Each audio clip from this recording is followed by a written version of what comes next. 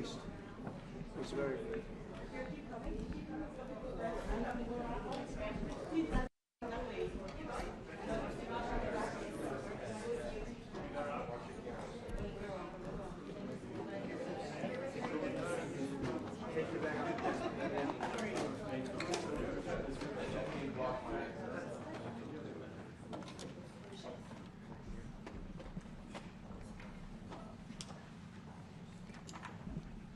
Thank you very much, everyone. It's a great honor to be with the President of South Africa, President Ramaphosa, and he is a man who is certainly in some circles really respected, other circles a little bit less respected, like all of us, in all fairness, like all of us. We all like that. We also have a few of my friends. Ernie Els, a great golfer. He's a truly great golfer.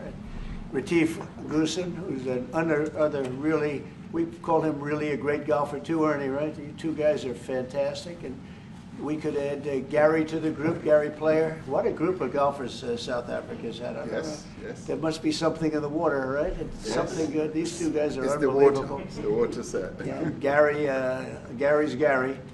And David Frost, also another one yes. that I know is such a great one. Indeed. Was he as good a putter as they say, David? He's a putter. He's a putting machine, right? Absolutely. But he's another one. So something very good about South Africa in golf, and golf is still doing great in South Africa. And they have young players, I hear, coming up that are going to be very good. But it's an honor to have you here, and my friend, it's an honor to have you, one of the greatest businessmen in South Africa and long beyond. Thank you for being here. It's very, very great honor. Appreciate it. So we're going to be discussing certain things. As you know, we have the G20 is going to South Africa. When is that going to be? In November. In November. And thereafter, I hand over to you. And yes, we have it next. You originated the G20, so I'll hand over the baton to you, right. And then you lead the That's G20 right. in the world. We're going to have it the following year. Yeah. So we'll be discussing many things, and some of the things you've been reading about in the papers and yes. the media. And I would say that, look, the president is a truly respected man in many, many circles, and in some circles he's considered a little controversial. But we're going to be discussing some of the things that are taking place in South Africa and see if we can help. And we want to help. And we've had a long relationship with South Africa. I have, because indirectly I have so many friends that live there. I have a lot of friends. I mean, these are famous guys, but I have a lot of friends that live there that are tremendous people. And we'll be discussing that. We'll have a nice conversation. And I really appreciate that you guys came along. It really helps us in our thought process. But it is a great honor to have you, and I appreciate you called. He called. I don't know where he got my number, but I picked up. He said, I want to come over and see you. And, that was my honor, and thank you very much for being here. You're most welcome. Thank most you very welcome. much. Well, thank you very much for welcoming us to this reformed White House. I've been here before, and it looks really fantastic. I must congratulate you. Thank you. But I also thank you for allowing our delegation. This is a very mixed delegation that you've got. We've got people from government, my ministers. I've got someone from the trade union movement who we really collaborate with, and from business yes. as well, and our sporting legends. When I spoke to you, you said, yes, come along and bring Gary Player, bring Ernie Els and Retief Goosen. I brought the two of them. Gary Player, I spoke to him. And he said, look, I'm getting rather on in my years, but wishes us luck in this discussion with you. So it's a real joy. And I'd also like to thank you for allowing your people to start discussions with us at the trade level. I mean, we are essentially here to reset the relationship between the United States and South Africa.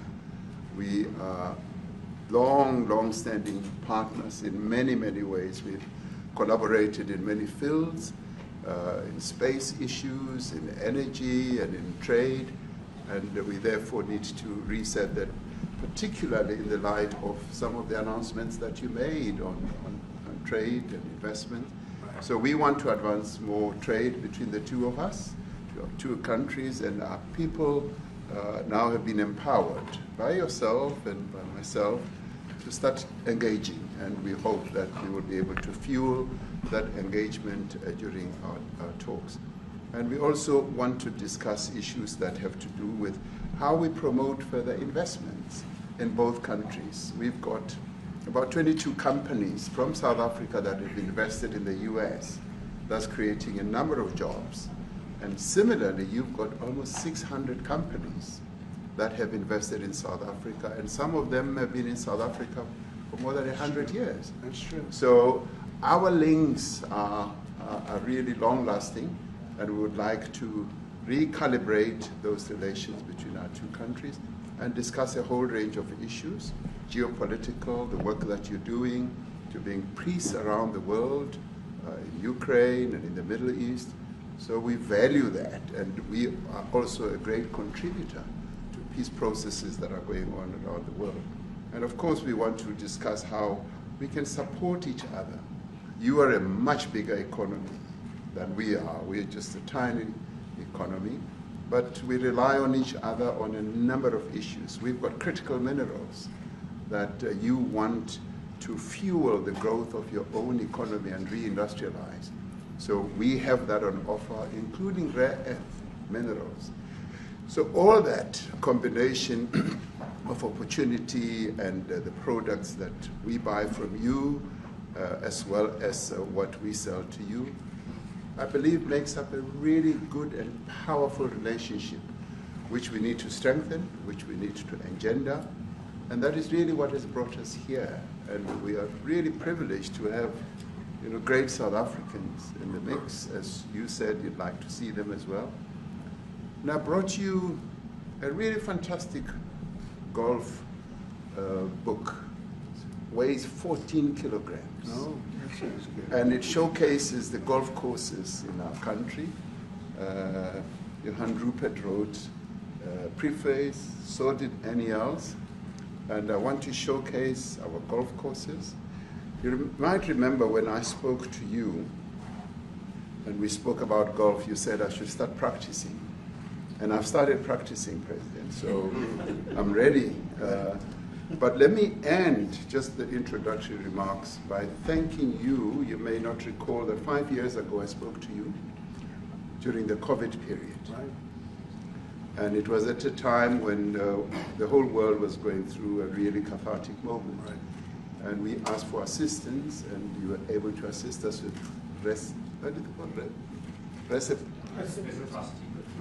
respirators. Respirators, and you kept to your word, and you delivered respirators to us.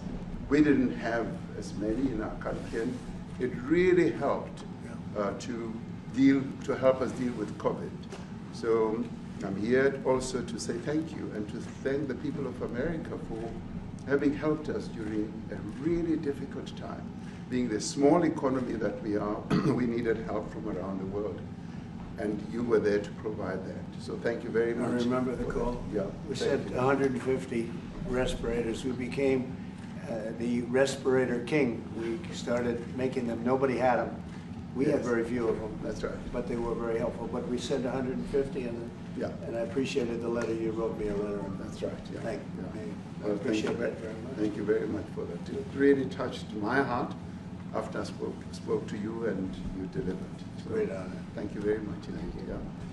Any questions, please? Mr. President, you welcome white Afrikaner refugees here. Can you explain to Americans why it's appropriate to welcome white Afrikaners here when other refugees like Afghans, Venezuelans, Haitians have all had their protected status revoked? Well, this is a group, NBC, that is truly fake news. They ask a lot of questions in a very pointed way. They're not questions, they're statements. We've had tremendous complaints about Africa, about other countries too, from people. They say there's a lot of bad things going on in Africa, and that's what we're going to be discussing today. When you say we don't take others, all you have to do is take a look at the southern border. We let 21 million people come through our border, totally unchecked, totally unvetted. They came from all over the world, In many cases, they're criminals. They come from prisons. They come from mental institutions. They come from street gangs. They're drug dealers. So don't say that we didn't take them. We take them. We're trying to get them out as fast as we can. And we're doing record business on that. And we just won a big case where we're allowed to send back hundreds of criminals to Venezuela. Just won that today in the Supreme Court. I'm happy to hear. But we do have a lot of people are very concerned with regard to South Africa, and that's really the purpose of the meeting, and we'll see how that turns out. But we have many people that feel they're being persecuted, and they're coming to the United States. So we take from many locations if we feel there's persecution or genocide going on. And we had a lot of people. I must tell you, Mr. President, we have had a tremendous number of people, especially since they've seen this. Generally, they're white farmers, and they're fleeing South Africa, and it's a very sad thing to see. But I hope we can have an explanation of that, because I know you don't want that. It's a kind of a different meeting. Normally, we have meetings, we talk about trade, and we'll be talking about trade and other things. But that certainly will be a subject that comes up. Yeah. Yes, please. Brian? Thank you very much. I'd like to get your thoughts on Letitia James, Director Polte. According to him, Letitia James says that the alleged mortgage fraud was simply a mistake. I want to get your thoughts on that. She put down that her father was her husband in order, and this is very similar to, I guess, the false attacks they have on here.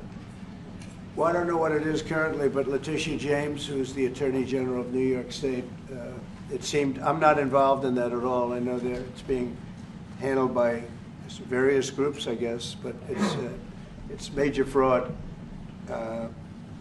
mortgage documents, and fraudulent everything. I think she said the father was her husband, which she had to have a husband, or so she chose her father, and she put it down, and she had didn't she sign in Virginia, yet she said she lived in Virginia, yet she's the New York State Attorney General. She did that for tax reasons, so she could take advantage of taxes.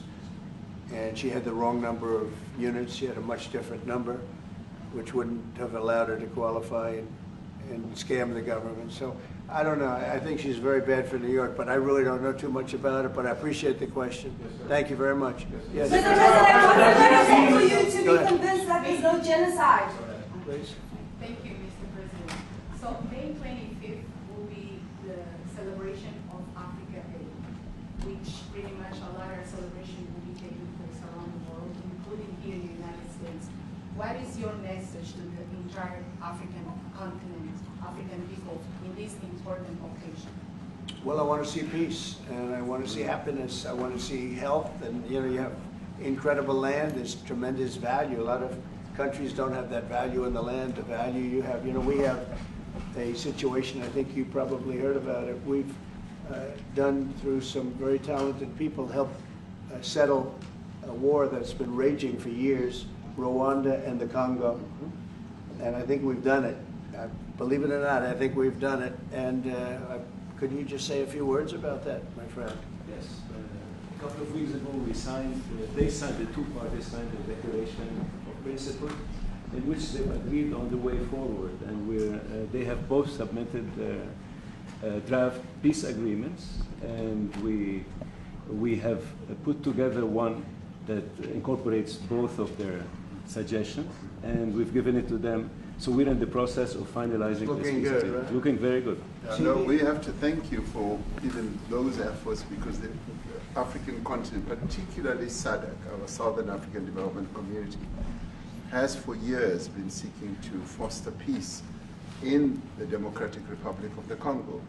So all efforts, including those from outside the continent and inside the continent, are really worthwhile. We are removing our troops from there so that peace can then prevail in that whole area. And we hope that with the support of the international community, we will really have peace in that area. It's so vital, it's so important for the whole region. Well, we sent our people there, and I think we did a very good job, as headed by my friend And that was great. That was great. I mean, I'm just hearing phenomenal reports because all I'm hearing is death, death, and they're chopping heads off, and it's horrible over there. And it was really brave of you to go there, and I really appreciate it. And it looks like that. It looks like we have something very, very substantial. We also talked about trade with them in terms of rare earth and all, but really more for the. It's like.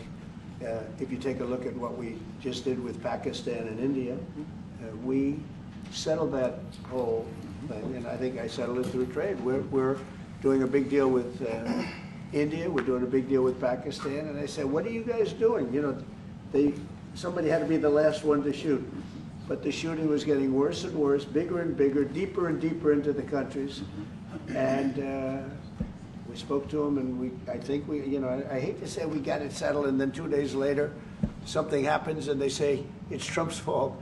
But Pakistan has got some excellent people and some really good, a great leader. And India is my friend, Modi. Modi? And he's a mutual friend? Yeah, Yes. he's a great guy. And I called them both, and we just did something good. We're trying to settle Russia, Ukraine.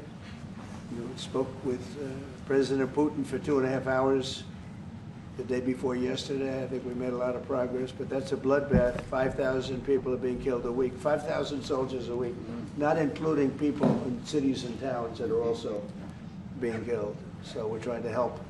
And it doesn't affect us. It's not our people. It's not our soldiers. It's not our.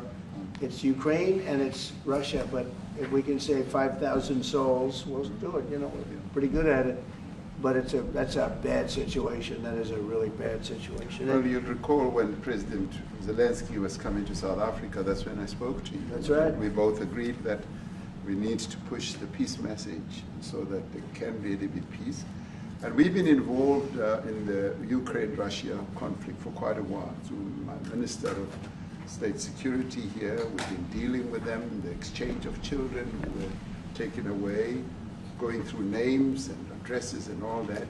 So we've been invested in that whole process as well. And the moves that you're making are fully supported by us because we would like to see the end of that war.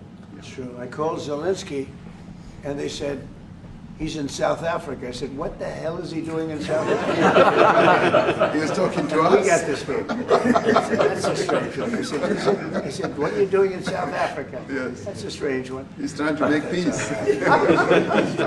Or we taking him. You know, we were lucky because we had the great Nelson Mandela, who taught us how to create peace, to make peace.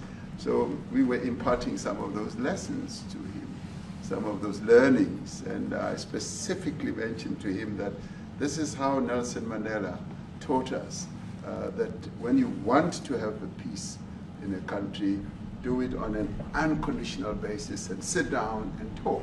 And that's precisely what I'm sure he's going to heed. Well, we're going to see what happens with that one. It's there's a lot of hatred. There's a lot of death. It's a bloodbath.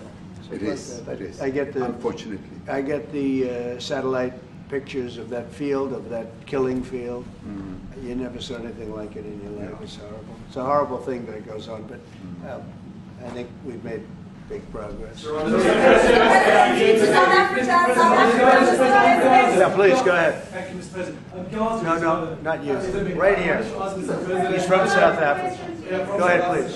What are you expecting on the ICJ case? Are you expecting South Africa to drop that? Is that what you're trying to do? On which case? The ICJ The International case Criminal Justice. International Criminal Court. I don't expect anything, to be honest. I really don't. I don't know. It's they've got a case. There's a lot of anger there, tremendous anger. I don't expect anything. We'll see what happens. We'll have a ruling, and who knows what the ruling is going to mean. Yeah. On that subject of Gaza, Mr. President, are you going to be speaking to Prime Minister Netanyahu about Israel's renewed offensive there? There's been a lot of concern from European countries. The Pope has expressed concern. Are you going to be asking Prime Minister Netanyahu to tone down the offensive in Gaza to let more aid in? Was that a question or a statement? It's a question. This guy's, you never change. Mr. President, this time, what will it take for you to be convinced that there's no white genocide in South Africa? Well, I can answer that for the President. It's, for him, no, seriously. I'd rather have him answer. Yeah, I'd rather answer that. It will be. Our president will respond to you. Yeah, let me, Thank you, Mr. President. it will take President Trump listening to the voices of South Africans, some of whom are his good friends, like those who are here. When we have talks between us on the around a quiet table, it will take President Trump to listen to them. I'm not going to be repeating what I've been saying. I would say if there was Afrikaner farmer genocide, I can bet you these three gentlemen would not be here, including my Minister of Agriculture. He would not be with me. So it'll take him, President Trump, listening to their stories, to their perspective. That is the answer to your question. But, Thank you, Mr. Mr. President, I must say President that Trump. we have, no, wait. We have thousands of stories talking about it. Sure. And we have documentaries, we have news stories. And that, is Natalie here, somebody here to turn that? I could show you a couple of things, and I have to, it has to be responded to. Yeah, sure. We have, let me see the articles, please, if you would, and turn the lights down. Turn the lights down, and just put this on. It's right behind you, Johan. There's nothing this parliament can do. With or without you, people are going to occupy land. We require no permission from you, from the president, from no one. We don't care. We can do whatever you want to do. Who are you to tell us whether we can occupy land or not? We are going to occupy land. Yeah. South Africa occupy land. That's who we are. Whatever we want to do, we can withdraw my membership from this useless parliament. Yes, honorable member. Must never be scared to kill. A revolution demands that at some point there must be killing, because the killing is part of a revolutionary act. Shoot to kill, Namaza. Kill the poor, the farmer. Kill the poor, the farmer. Pa, pa, pa, pa. To kill, Namaza. Kill the poor, the farmer. Kill the poor, the farmer. The mayor of DA in PE is a white man. So these people, when you want to hit them, go after a white man. They feel a terrible pain because you have touched a white man. Not because Mashaba and Sodi will not be touched.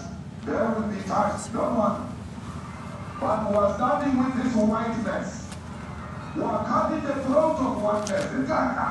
Shoot to kill, no man's kill the brewer, the farmer. Kill the brewer, the farmer. Pa, pa, pa. Shoot to kill, no man's kill the brewer, the farmer. Kill the brewer, the farmer. Pa,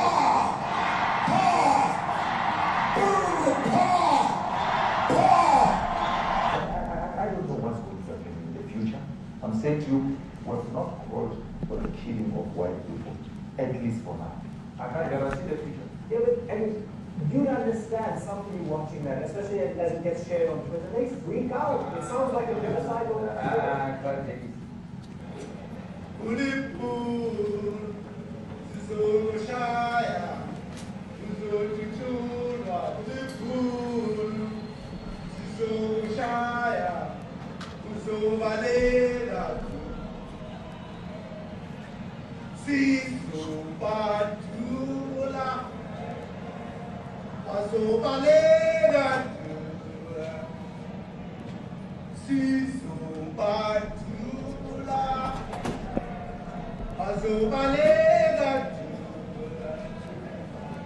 Who will expropriate land without compensation, whether they like it or not. If they object, they can seek refugee in America.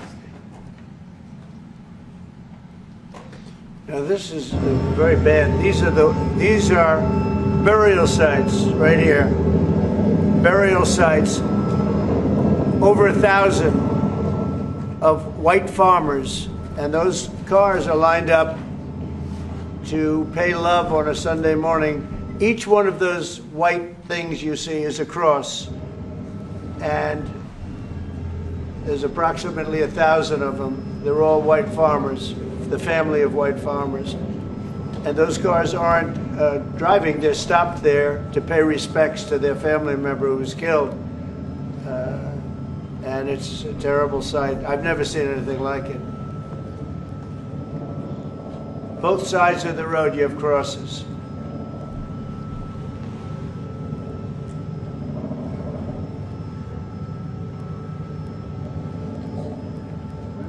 Those people were all killed.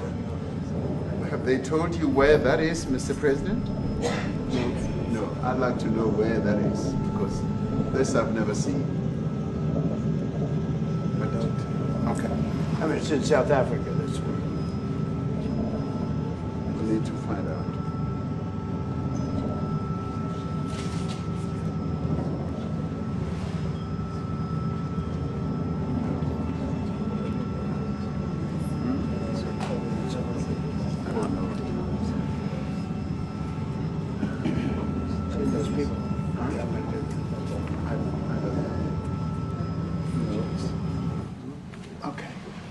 Mr. President, the Pentagon announced that it would be accepting a Qatari jet to be used as Air Force One. What are you talking about? You know, what are you talking about? You know, you to get out of here.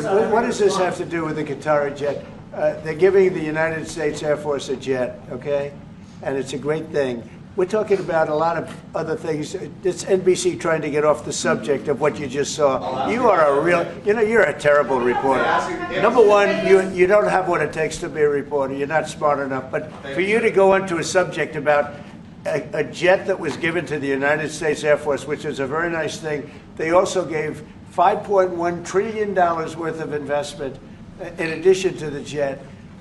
Go back, you ought to go back to your studio at NBC, because Brian Roberts and the people that run that place, they ought to be investigated. They are so terrible the way you run that network, and you're a disgrace. No more questions from you. Go ahead. Go ahead, talk about that. His name is Peter something. He's a terrible reporter. Quiet. That's my question now. Let's go. Thank you so much. President Trump, and a disaster from EMCA in South Africa. Thank you very much. Thank you very much, Steve. What would you like President Ramaphosa to do about the situation that we've just seen on the screen? I don't know.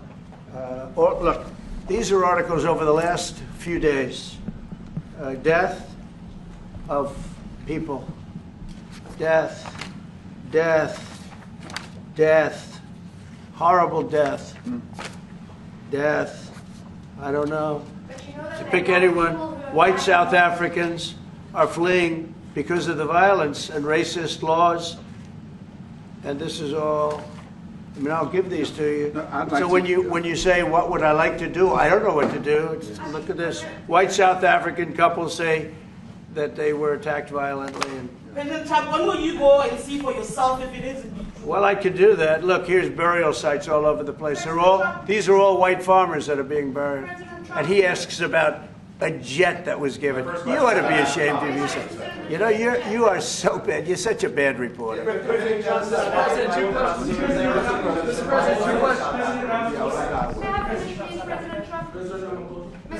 This is one after another. This family was wiped out. I'm just looking. Can we get a report from President Ramaphosa, Your please? reaction to those videos, Mr. President? President Trump, Well, I think the videos are so. No. When you look at the videos, I mean, how does it get worse? And these are people that are officials, and they're saying that kill the white farmer and take their land. That's what it is. And I have other friends in South Africa. I have people that left. One in particular that says you can't go there. He said they want to take your land. They take your land and they kill you. It's okay, and they say it's okay to do. Now we're going to talk about it. But this is a tremendous look. This is a story recent. These are all people that recently got killed. Yeah. And I don't know how it can get any worse. These are and you know, the men that you saw, the people that you saw in that movie, those are officials. Those are people that were in office. They had one march, they had a dance in your parliament, whatever you may call it, legislature. Well, let me clarify that. Yeah, let me clarify that, because what you saw, the speeches that were being made, one, that is not government policy. We have a multi-party democracy in South Africa that allows people to express themselves, political parties to adhere to various policies, and in many cases, or in some cases, those policies do not go along with government policy. Our government policy is completely against what he was saying, even in the parliament. And they're a small minority party, which is allowed to exist in terms of our constitution. But you do allow them to take land. No. You do allow them to take land. Nobody can take land. And then when they take the land, they kill the white farmer. And when they kill the white farmer, nothing happens to them. No, there is nothing happens to them. There is criminality in our country. People who do get killed, unfortunately, through criminal activity, are not only white people. Majority of them are black people. And we have now been utilized. Black. The farmers are not black. I don't say that's good or bad, but the farmers are not black. And the people that are being killed in large numbers, and you saw all those grave sites, and those are people that loved ones going, I guess on a Sunday morning, they told me, to pay respect to their loved ones that were killed. Their heads chopped off. They died violently. And, you know, I mean, we're here to talk about it, and I didn't know we'd get involved here. But I will say this, that if the news wasn't fake, like NBC, which is fake news, totally, one of the worst, ABC, NBC, CBS, horrible.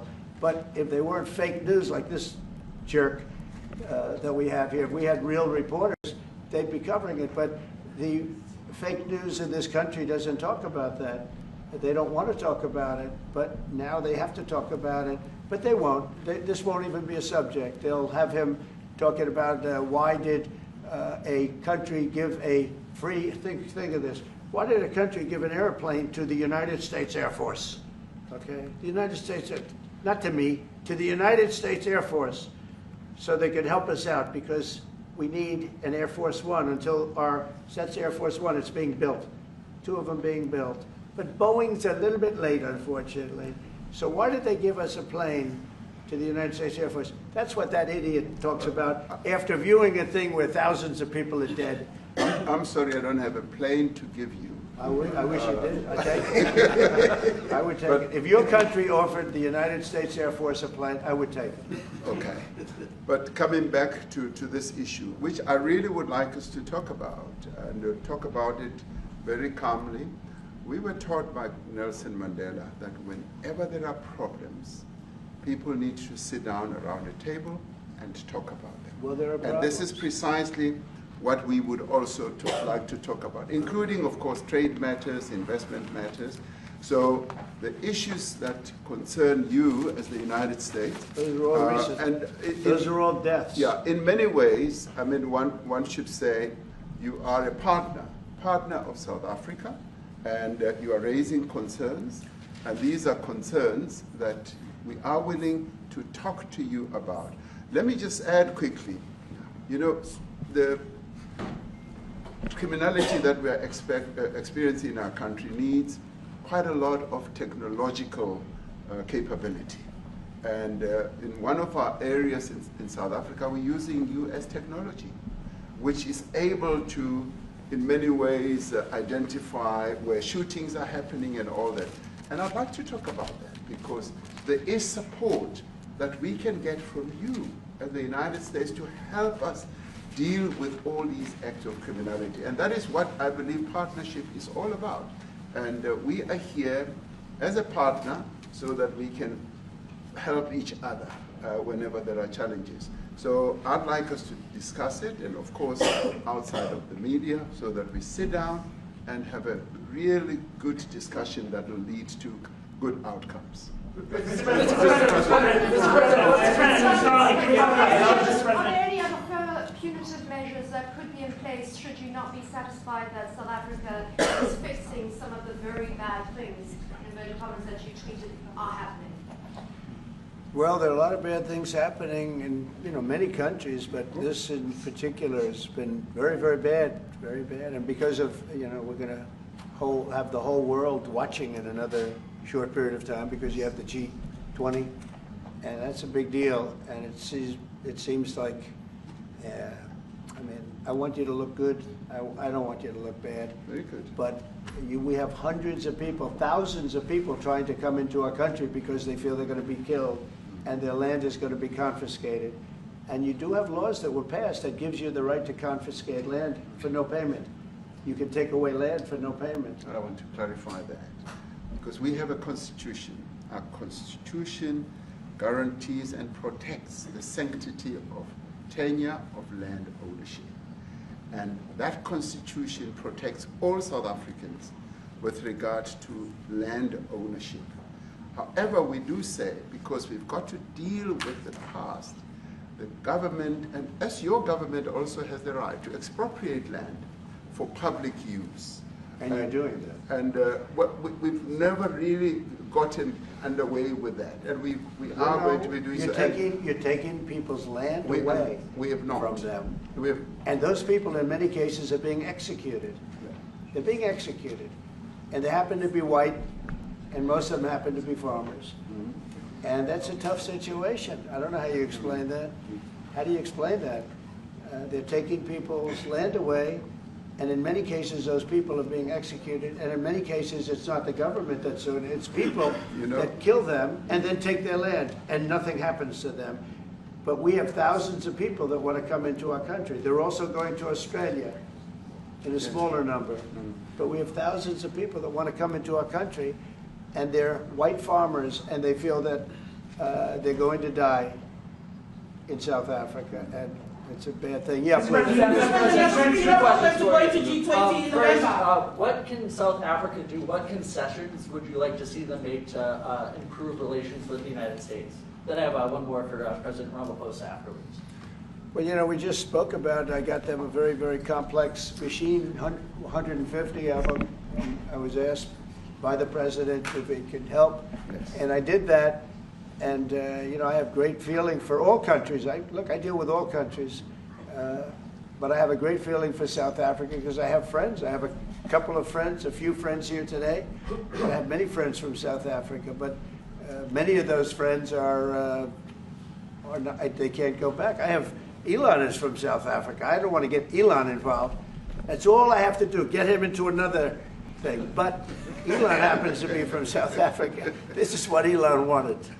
He actually came here on a different subject, sending rockets to Mars, okay? Yes. He likes that better. He likes that subject better. That's right. But Elon is from South Africa, and I don't want to talk to him about that. I don't think it's fair to him. That's right. But I will say that people are fleeing South Africa for their own safety.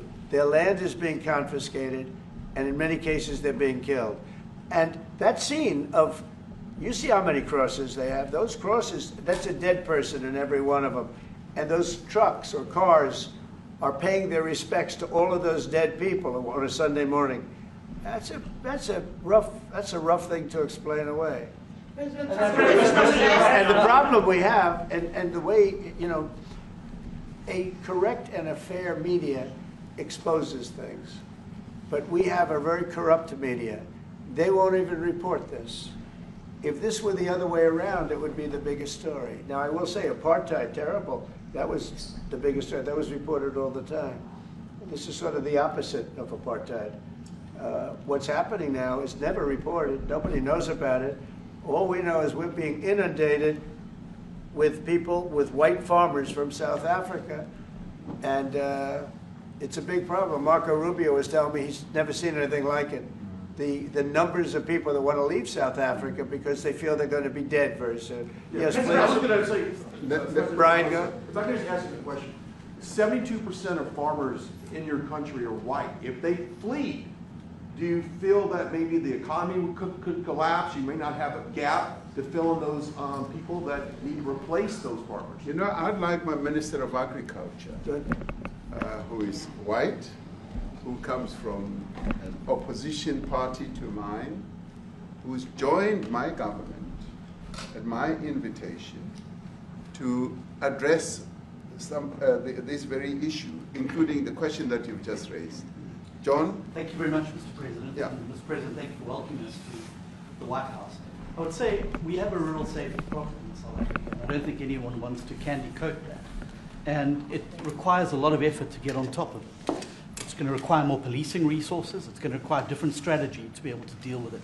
But certainly the majority of South Africa's commercial and smallholder farmers really do want to stay in South Africa and make it work. And I've just come from the largest agricultural show in the Southern Hemisphere with organized agriculture and farmers, and the majority of them want to stay. But they too there have a memorial to those who've died as a result of farm attacks. And as the Minister of Agriculture, it is something that I'm particularly exercised with my colleagues at police and my colleagues in the justice cluster to start making farm attacks and stock theft a priority crime. And it affects all farmers in South Africa, particularly stock theft. It has a disproportionate effect on smallholder black farmers. I also want to just say this, that the two individuals that are in that video that you've seen are both leaders of opposition minority parties in South Africa. Nkonto Wesizwe under Mr. Zuma and the economic freedom fighters under Mr. Malema.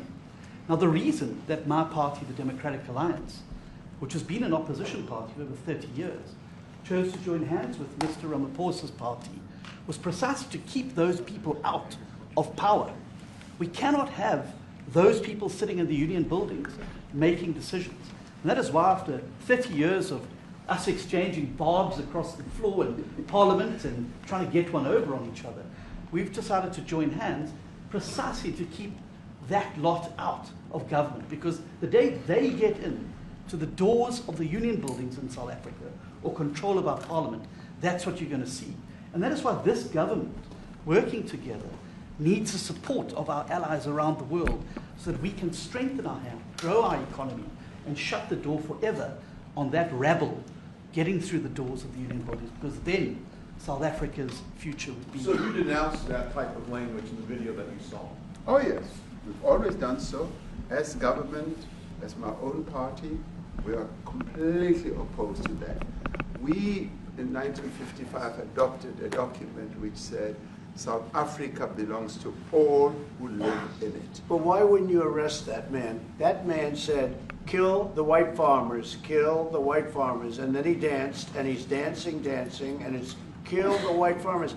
I think, I'm not sure, but I think if somebody got up in Parliament and started saying kill a certain group of people, he would be arrested very quickly. That man is going all over South Africa, and that's not a small party. That was a stadium that holds 100,000 people, and I hardly saw an empty seat. That's a lot of people. That's a lot of representation. And those crosses, we have dead white people, dead white farmers, mostly. And you take a look at Australia, they're being inundated, and we're being inundated with people that want to get out. And their farm is valueless, it's valueless, and they just want to get out with their life. And this is a very serious situation. And if we had a real news or real press or media, we don't have that, because they won't talk about this, because they're all guys like that idiot. But if we had a real press, it would be exposed. And you know, the beauty of exposing it is it's like a cleansing action. When it gets exposed, it'll get fixed. That's when it'll get fixed. But people don't talk about it. And I'll tell you who's talking about the thousands of people that are fleeing South Africa right now. Will you discuss USAID and the devastating impact that cuts are having across the African continent? You know, it's devastating, and hopefully a lot of people are going to start spending a lot of money. And I've talked to other nations. We want them to chip in and spend money too. And we've spent a lot, and it's a tremendous problem going on in many countries. A lot of problems going on. The United States always gets the request for money. Nobody else helps, as you know. Europe doesn't help. Europe hasn't given anything. All they do is sue our companies. You know, they sue Apple, and they sue all of our companies. Apple had to pay $17 billion on a nonsense lawsuit. Very unfair. But we're going to always be there to help. The Afrikaner is Sherwin Rice by South African Broadcasting. If this Afrikaner resettlement issue is resolved, you're going to go into a room after this, you guys are going to talk. If it is resolved, what is the potential for the future-looking relationships between the United States? It's got to be resolved. It should be resolved. I mean, it's a little bit bad when you see a stadium with 100,000 people in it, because that means it's more than just a little movement. It's a pretty big movement in South Africa. So it has to be resolved. It'll be the end of the country if it's not. But is there potential for the relationship moving forward? I hope so. That's why I'm here. I mean, I'm not here for my health. I'm here to see what it is. No, I'd like to see. I have friends. I can tell you, Ernie Els and Retief Goosen, they feel so strongly they wanted to be here on behalf of South Africa, not on behalf of me. And, you know, they said, can we be here for this? Because they love the country. Ernie, do you guys want to say a couple of words? I hate to put you in this. This is tougher than sinking a 3-footer. They have, and they've sank many 3-footers. Thank you, Mr. President, and thanks for the honor of being here. We've known each other a long time. We have spoken. You know, we're proud South Africans. I still have my South African passport. You know, we travel with this passport, you know, and I got my visa here. So, you know, but we want to see things get better in our home country. That's the bottom line. It's been 35 years since the transition. President Ramaphosa was right in the middle of the transition time in 1990 and before that. So it's been 35 years of ANC government. And I know there's a lot of anger, you know, through the transition. There was also a lot of stuff happening in the apartheid days. You know, we grew up in the apartheid era. But I don't think two wrongs makes a right. You know, President Mandela, when he came out of prison for all that time, didn't come out with hatred, you know, and really unified our nation through sport. You know, we won the Rugby World Cup in '95. 4 times. We won the African Nations Cup, soccer. You know, we won some majors as golfers and so forth. So what I'm trying to say is, you know, this has been a long time coming.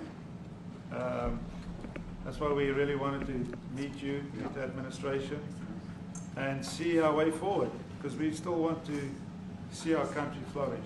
You know, we've got some great things going on. Business is getting involved with government.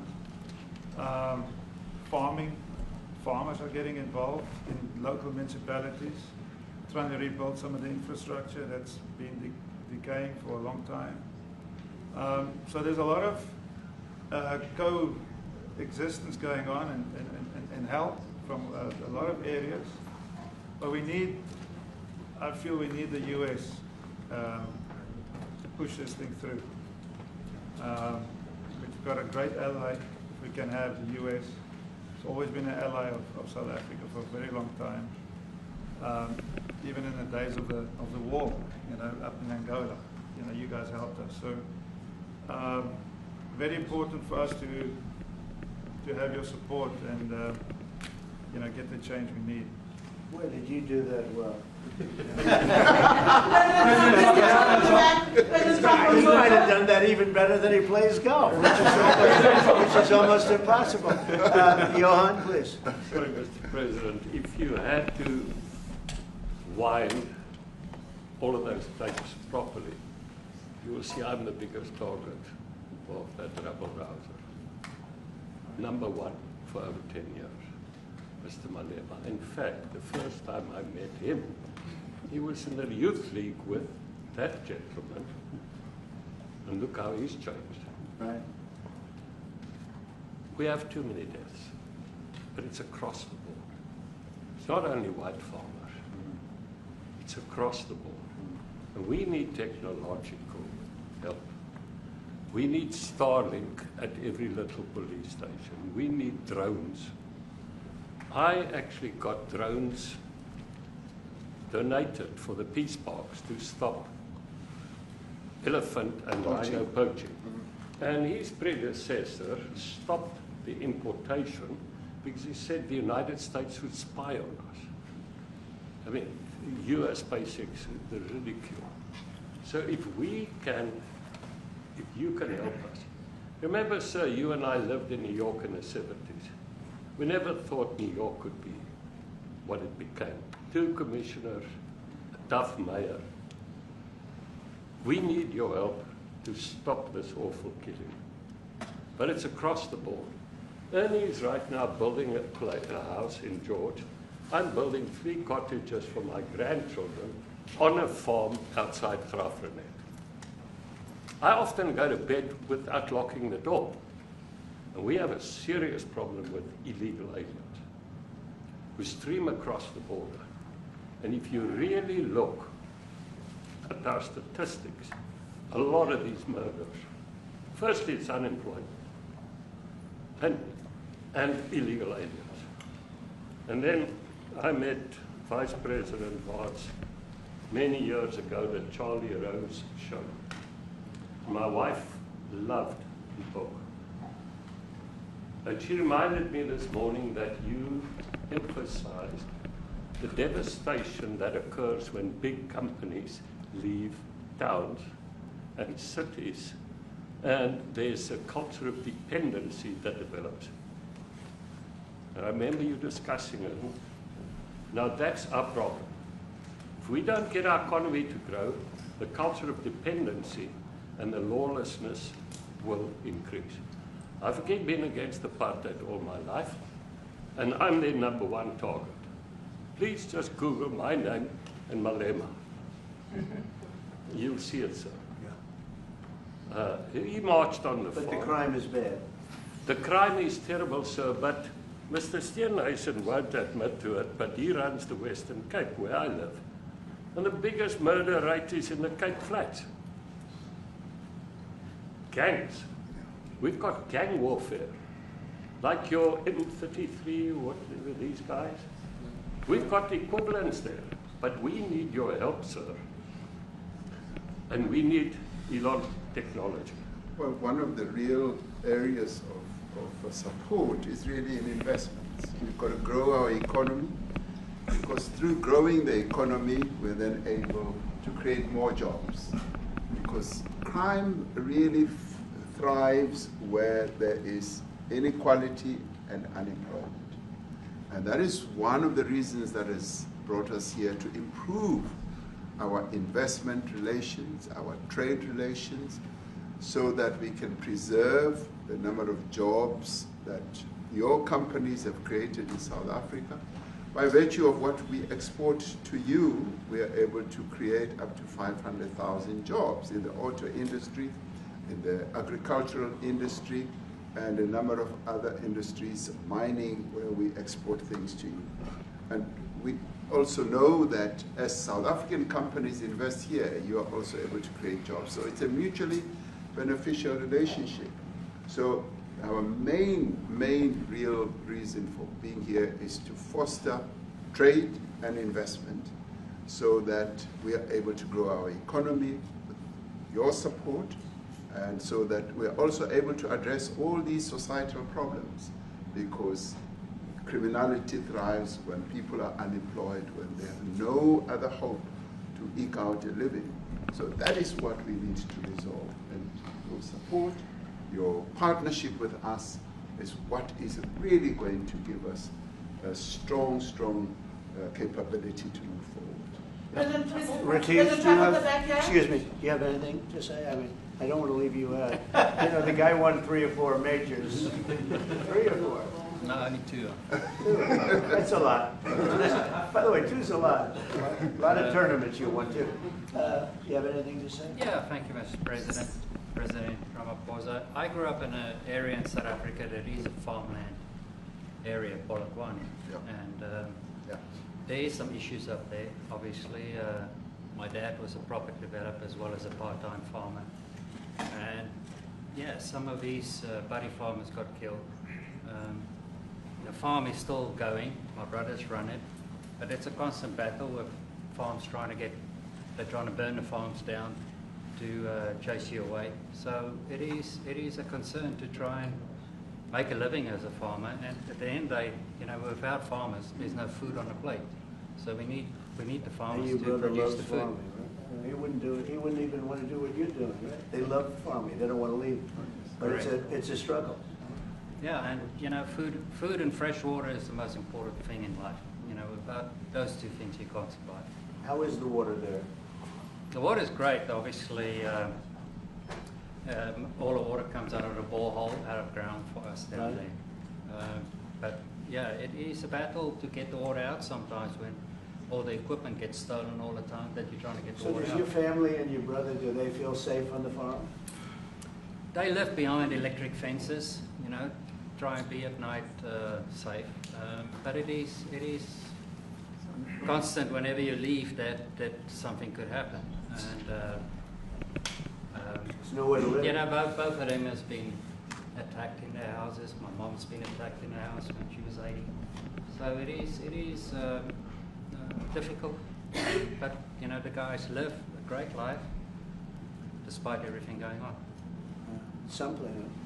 President Trump, I brought along the president of the largest trade union in our country, Ziggy Solosi, because she leads many, many workers, more than 1 million, 2 million workers. And maybe we should give her a chance to say something because she's come all the way to join us. Thank you very much, Mr. President Trump, for having us, and President, for extending the invitation to us as organized labor.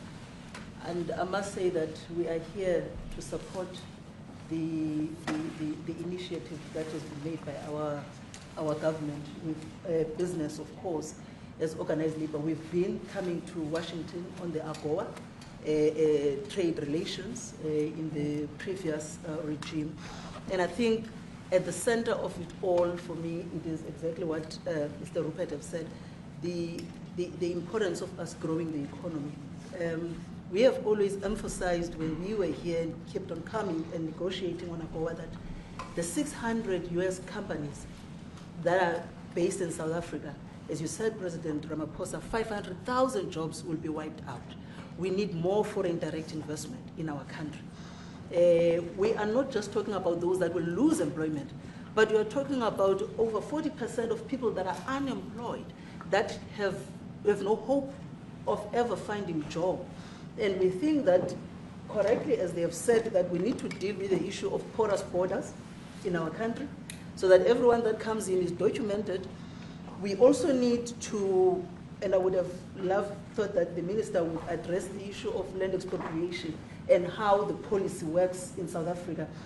Recently, President, as you were preparing to come here on the news, in, I think it was in Natal, there was a handover of farms.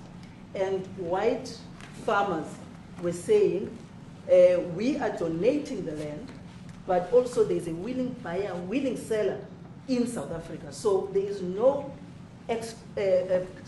expropriation without compensation, but it is a willing buyer, willing seller. And that white farmer was even saying, President, that the government is even paying more in buying the land than what the land is worth of.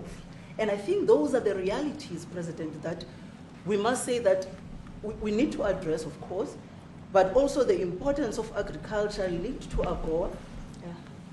People rely on it, and I think, as Retief have said, for survival and living. But lastly, for me, President, is also the issue of the crime statistics.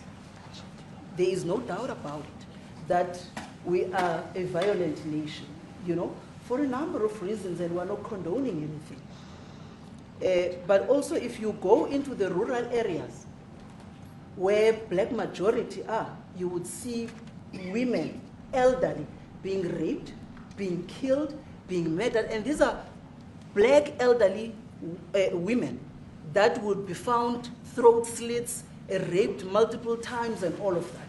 And the problem in South Africa, it is not necessarily about race, but it is about crime. And we think that we are here to say, how do we, both nations, work together to reset, to really talk about investment, but also help us in how we can have the technology and everything that is needed, President, to really address the levels of crime that we have in our country. Thank you very much. Thank you very much. President Trump, Genocide is a very strong word. I'm wondering if you've made up your mind as to whether you believe genocide is occurring in South Africa, or you still have doubts, and if you have made up your mind, why invite President Ramaphosa here today? Well, I haven't made up my mind. I hate to see it from the standpoint of South Africa, but also, I'm trying to save lives. I'm working with Russia and Ukraine. I don't have to do that. It's not our war. It was started by other people. It was helped along by our past administration. It would have never happened if I were president, but I'm trying to save lives, and no matter where. Rwanda, I have nothing to do with Rwanda and the Congo, but I felt I had a very talented person in this administration, and I sent him there, and he did an unbelievable job, I think. I mean, we're going to find out, but he's done the hardest part of the job. It should happen. If I can save lives, I want to save the lives. If it's in Africa, that's great. If it's in Europe, if it's wherever it may be. And it's a very small investment to do, believe me, compared to what the consequences are. So I hope we can do something. Look, I have so many friends. These two men, I have great admiration for them because I know what they do for a living. Yeah. And that's a very hard living. Going from city to city, from country to country, and hitting a ball 350 yards like they do, and better than you and I. Getting the ball in the hole. It's a very tough, with lots of people watching, right? Yes, That's a very tough living. They're champions. I respect champions, and I respect very much. And I think the country is very lucky. They really wanted to be here. That's true. They could be elsewhere. They could be on a beautiful fairway someplace, and they wanted to be here. So. My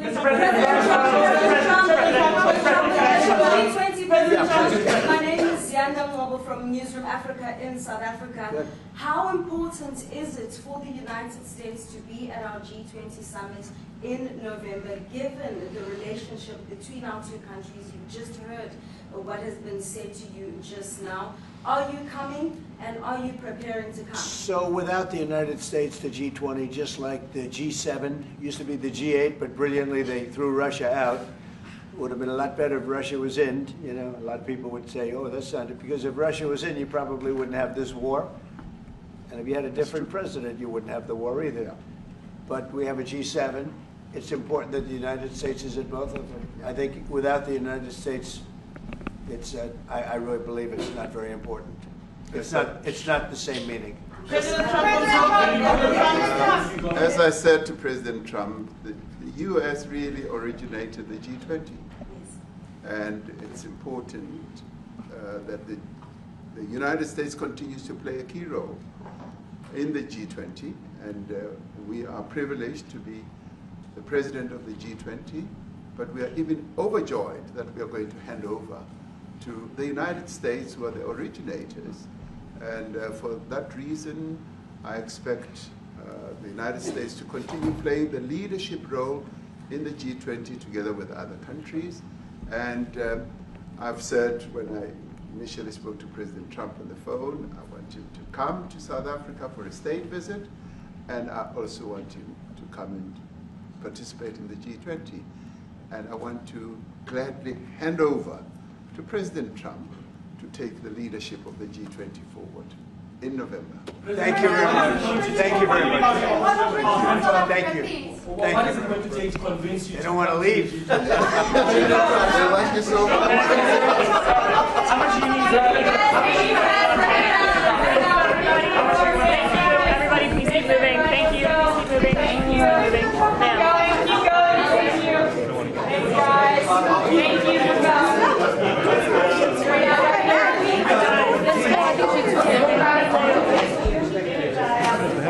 Outside? Oh, we didn't bring them in. Oh. Oh my God. Actually, ngitholile ispace kaSibizo. Noma kanjani.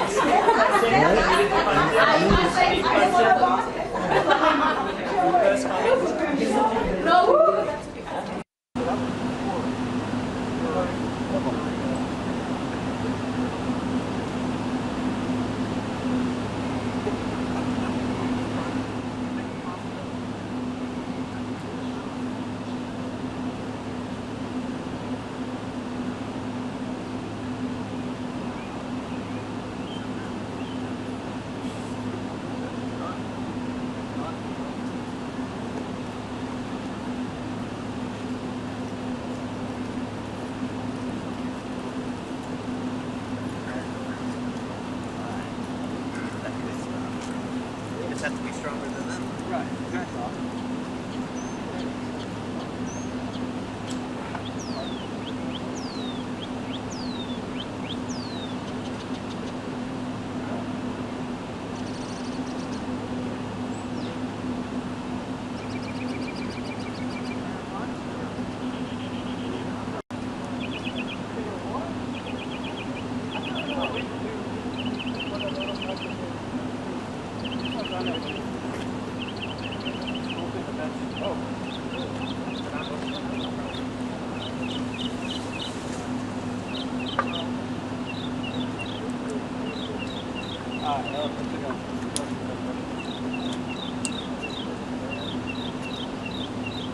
No.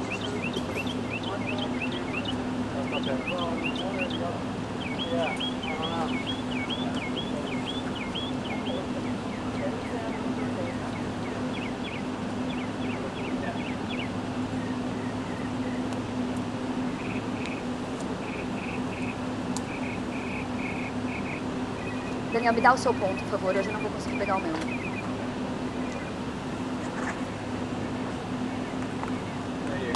Guarda pra mim, fazendo favor.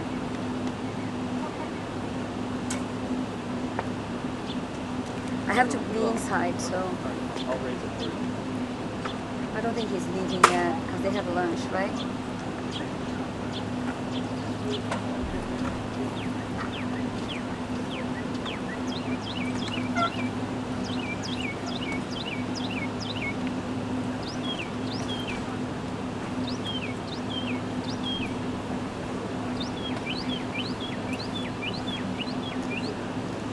Eu não tô ouvindo nada, você tá?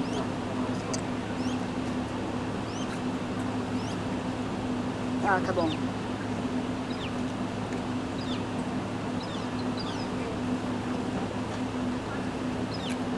Sim, gente, não tá dando hoje pra se mexer aqui onde a gente tá, vamos assim. Hoje tá foda.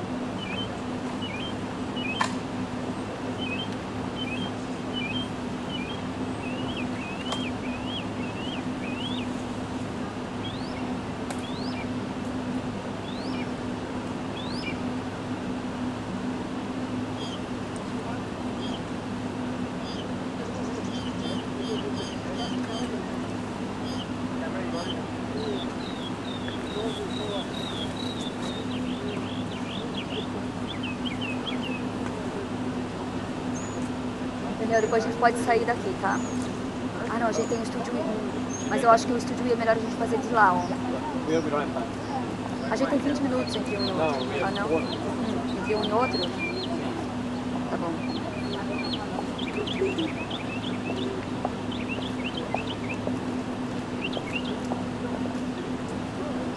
Mas se ele sair daqui, talvez peçam pra gente sair, entendeu? A gente vê. Vai.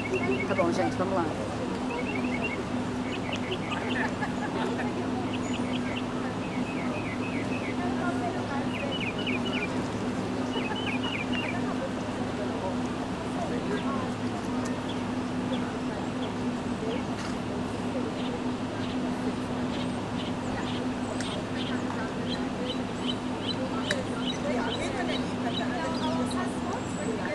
Tá, é o tralho mesmo, né?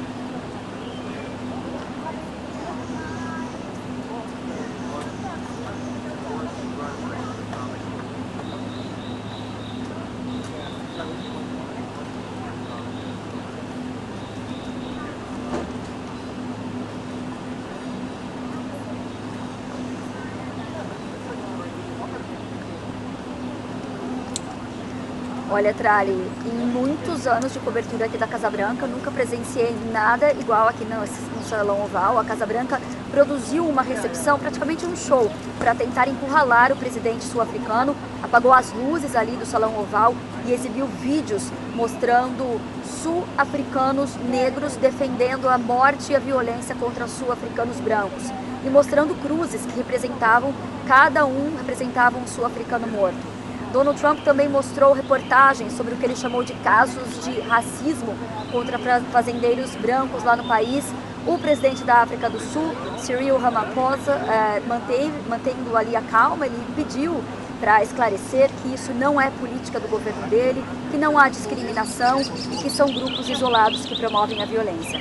Desde que voltou à presidência, Trump cortou a ajuda financeira à África do Sul, expulsou até o embaixador daqui, acusando o país de ter uma política externa anti-americana e uma política interna anti-brancos. Trump também assinou um decreto para dar status de refugiados aos sul-africanos brancos, os afrikaners, alegando que são vítimas de genocídio. O presidente americano pressiona hoje também para a África do Sul revogar uma lei que permite ao governo sul-africano desapropriar terras privadas sem indenização quando for considerado de interesse público. E metade das terras agrícolas, por exemplo, é propriedade dos afrikaners, que representam apenas 7% da população. O presidente sul-africano afirma que essa lei visa lidar com as consequências do apartheid. A África do Sul viveu mais de 40 anos sob um violento regime de segregação racial, tratava pessoas, tratava os negros como cidadãos de segunda classe. E com essa visita, o presidente sul-africano pretende dar um reset na relação com os Estados Unidos e também reatar relações com o Elon Musk, que nasceu na África do Sul e é um dos maiores políticos do país.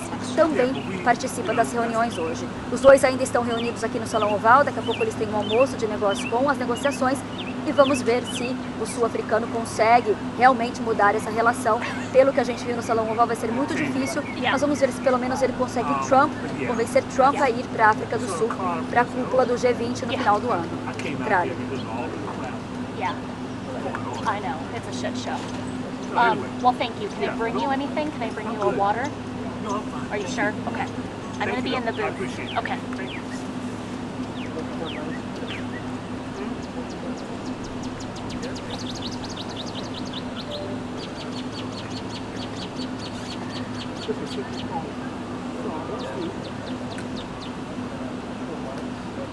Valeu, gente. Eu sei, porque a gente, eu falei, a gente tá num lugar aqui que tá super complicado hoje. Não tem muito o que fazer. Daniel, você quer tentar trocar pro próximo? Não é fácil.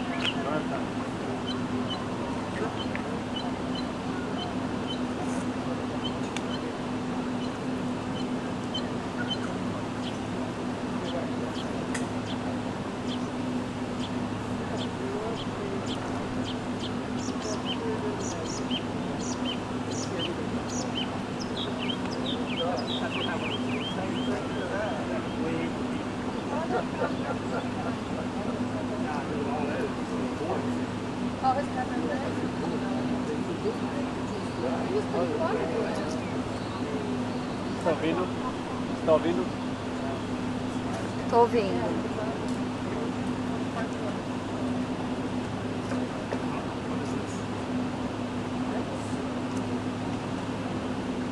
Sim.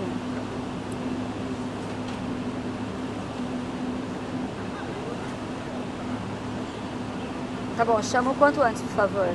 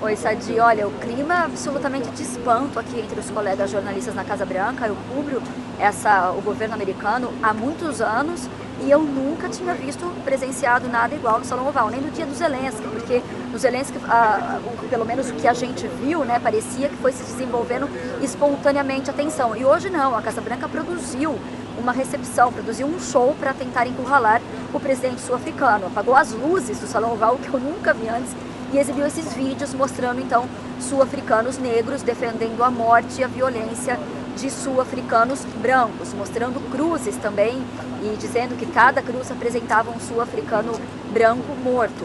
Donald Trump também ali pegou umas reportagens que estava do lado dele, mostrou as reportagens, falando que são casos de racismo e genocídio contra os brancos sul-africanos. O presidente Cyril Ramaphosa, ele tentou manter a calma até, diferente disso que a gente viu aqui com o Zelensky. Ele pediu para esclarecer que isso não é política do governo, que não há discriminação no governo dele, que são grupos isolados que promovem essa violência. Ele que veio para cá para tentar reatar a relação com os Estados Unidos no momento de grande tensão, porque a gente lembra que desde que voltou à presidência, Trump cortou a ajuda financeira à África do Sul, expulsou o embaixador sul-africano aqui de Washington, acusando o país de ter uma política externa anti-americana, uma política interna anti-brancos. Trump também assinou aquele decreto para dar status de refugiados a sul-africanos brancos, os afrikaners, alegando que são vítimas de genocídio. O presidente americano está hoje também pressionando a África do Sul para revogar aquela lei que permite que o governo sul-africano desaproprie terras privadas sem indenização quando for considerado de interesse público. Trump diz que isso afeta especialmente os fazendeiros brancos. A gente lembra que metade das terras agrícolas lá na África do Sul é propriedade dos afrikaners, que representam apenas 7% da população. Agora, o presidente sul-africano ele afirma que a lei também visa lidar com as consequências do apartheid, porque a África do Sul viveu mais de 40 anos sob esse regime violento de segregação racial, que tratava os negros como cidadãos de segunda classe, isolando eles da sociedade, da vida política. E com essa visita, o presidente sul-africano pretendia retomar essa relação, dar um reset nessa relação. O foco dele era comercial. Ele até veio com uma proposta de um acordo comercial para apresentar a Donald Trump. Deve estar apresentando nesse momento no almoço que eles estão tendo aqui. Então ele tinha esse foco, lembrando que os Estados Unidos é o segundo maior parceiro comercial da África do Sul. E ele também veio para cá, para Washington, Sadi, com a intenção de reatar a relação também com Elon Musk, que nasceu na África do Sul, é um dos maiores críticos do país desde que ele deixou a África do Sul na adolescência e que também participa das reuniões hoje. Ele estava o tempo todo no Salão Oval, participa agora desse almoço de negócio das duas delegações e vamos ver se saindo daqui pelo menos o sul-africano vai conseguir dizer que teve algum tipo de avanço nessa relação e convencer Donald Trump a ir para a África do Sul, para a cúpula do G20 em novembro, que Trump já disse que não iria, a menos que conseguisse fazer o presidente sul-coreano hoje mudar de rumo e mudar, fazer alguma coisa para todas essas críticas que o Donald Trump tem contra ele. Sadi.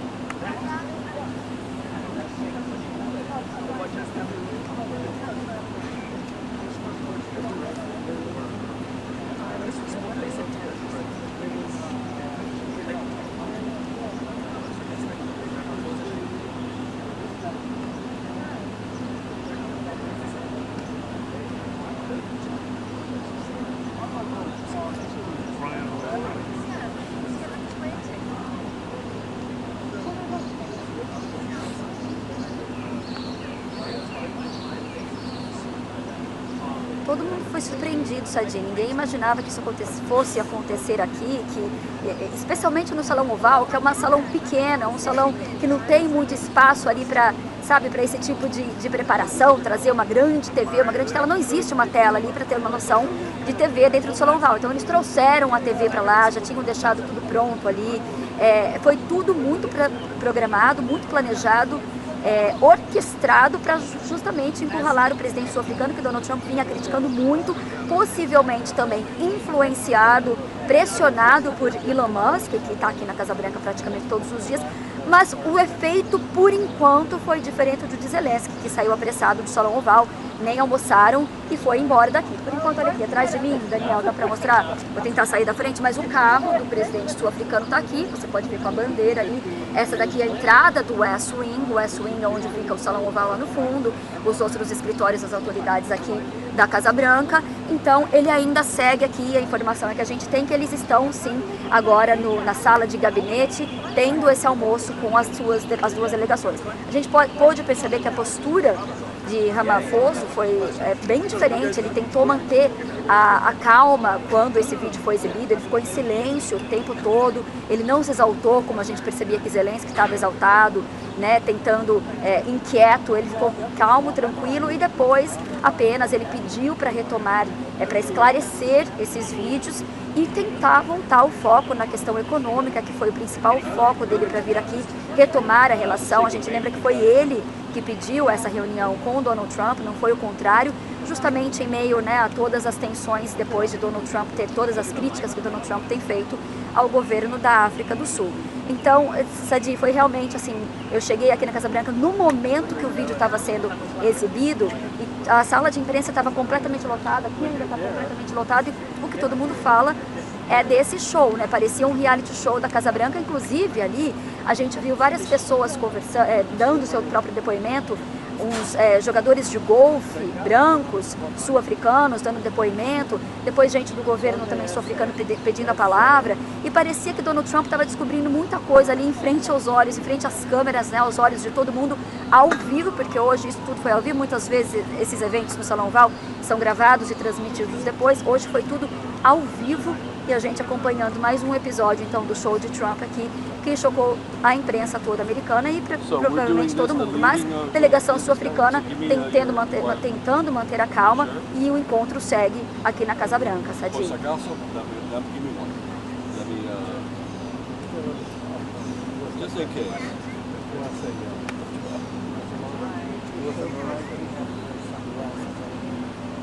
It's Miami, bro.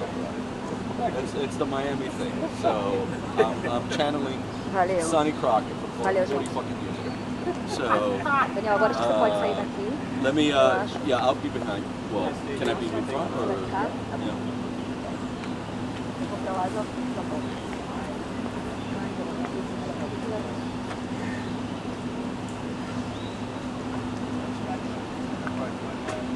Yeah. Raquel.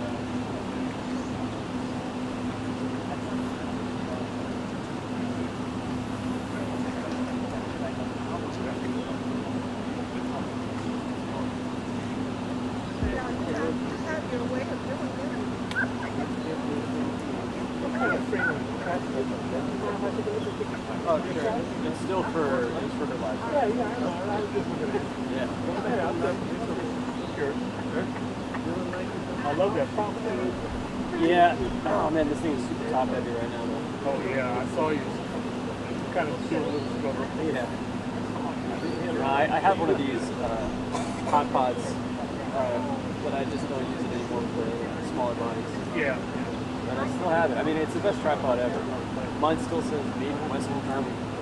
Oh really? Yeah, yeah. I know what you're doing. Well, I tell you. It's steel though. It's steel. Is this carbon? This is the carbon fiber. Yeah, mine is steel. So it's steel. That's a good one. But it weighs a ton. It does. It does. What size head do you have? 18? It's smaller than this one. Oh really? Okay. I think the bowl is the same size as this. Can't be sacked. I mean, I like these carbon. Well, yeah, these carbon design ones are really nice. You put a fluid head on. You ever see one explode? One of these? One carbon. Oh no. Oh boy, it was not a pretty sight. One of these?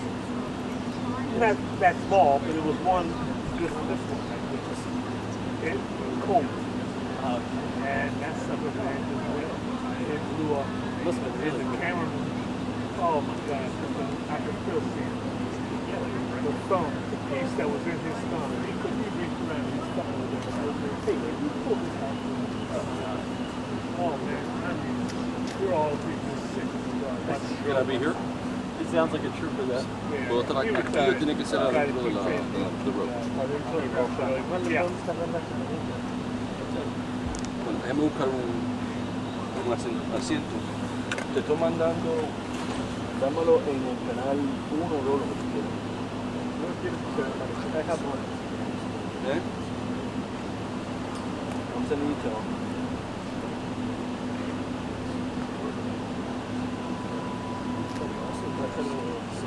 Channel 1? Perfect. Mic level. Yeah, line level. Yeah, line level. Actually, yeah, go to mic. That's fine. I'm on mic. Yeah, that's fine. Okay, so Let me send you audio.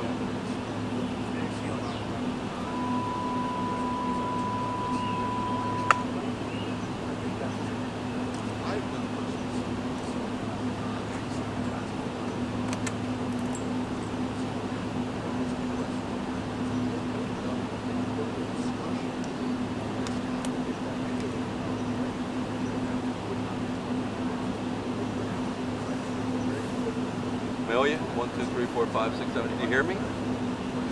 Where's your ear? How do you hear it? Okay. Ponte the earpiece just in case, because I don't know if I'm just double checking. Okay. 1, 2, 3, 4, 5. It's not distorted. Everything's good. Okay. Let me go get a little bench, and I'll be right back.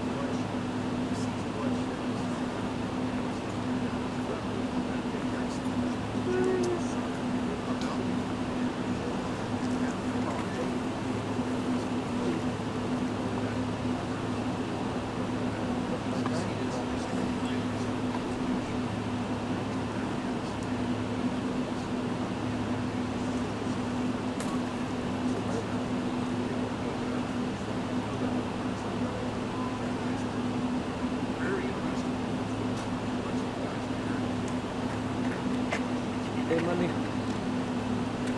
So, the wireless is set up for mine. Right. Now I can hear it. When you left it, it's a little distorted now. Just let me know if you want to change something.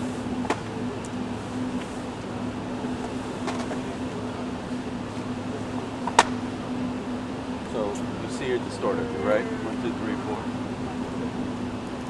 On both channels or one channel? Oh, just one channel. But now it's fine. Now it's talk to me now. 1, 2, 3, 4, 5, 6, 7, 8, 9, 10. Yeah, but it's because it's when you send me, you tell me what's fine. Yeah, I know. But now it's I'm on like number 3. So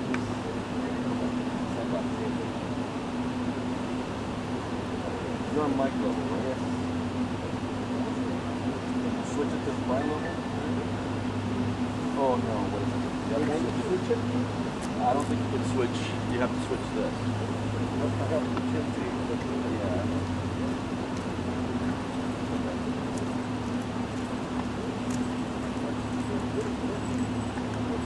I just need one channel. We'll just put it on one channel. The rest is broken. Yeah. Channel 1. Channel 1.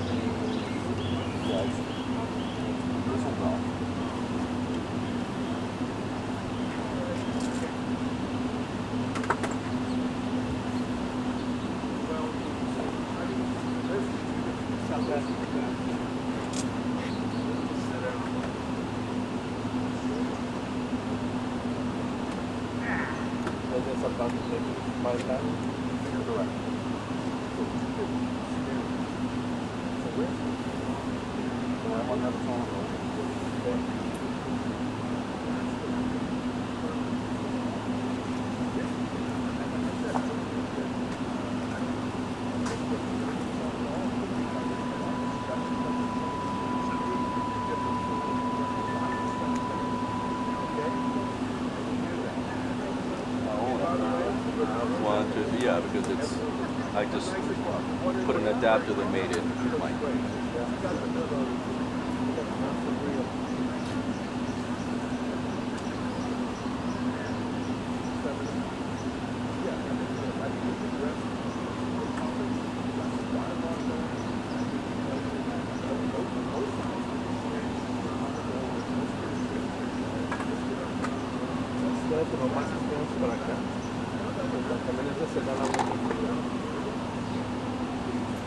Lo más que yo puedo para dónde. Lo más que yo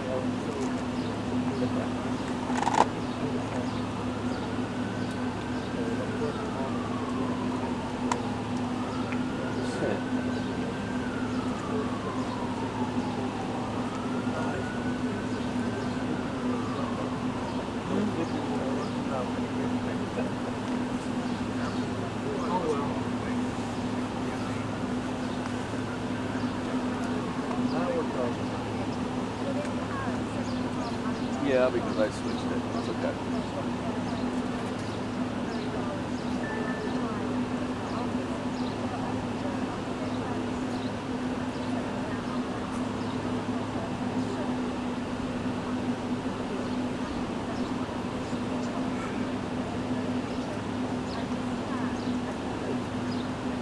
Todavía no estamos haciendo esa cosa en el ISO.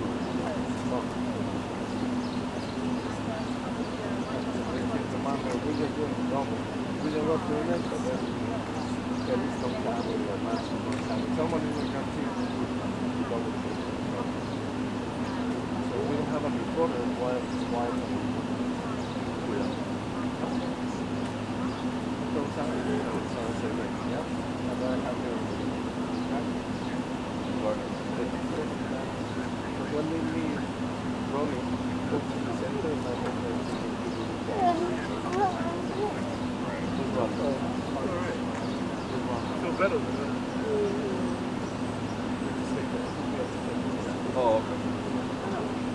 And the cuts, los cuts vienen, entonces tengo que darle una.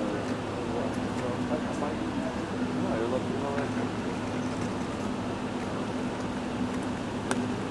Vamos preparando ya para comer. Eso viene después de esto, ¿sabes?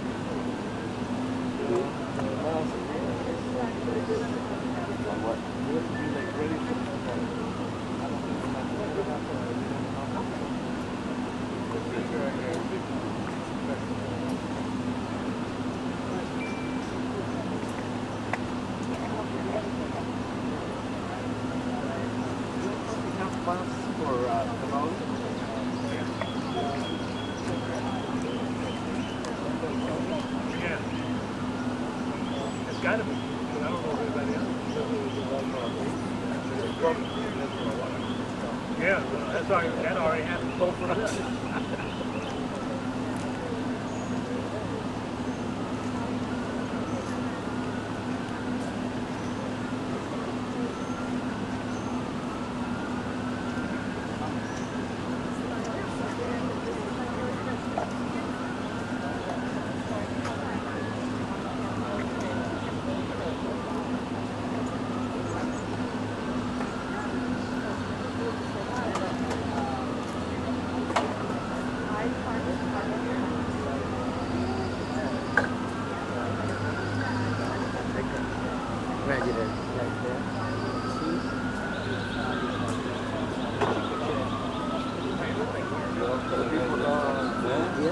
El tipo estaba filmando ya dentro, yo creo que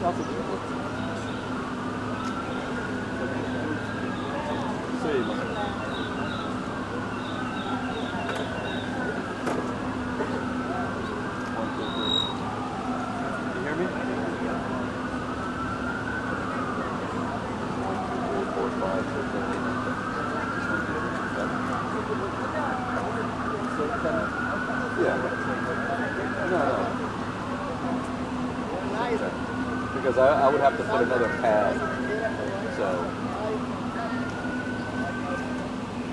Oh, wait a second. If I'm gonna have to do another pad, then you have to have split channels, right? I can't do EFI. No, I have. The TA5 what? Normally I have always my personal microphone. They sell me my It's probably the same thing as like too, but I have it always on line level, so because it's easier for me to change it. Because if the mixers will get it with menu, anyway, then you have to go, whatever. Yeah, which I'm sure he doesn't know. So.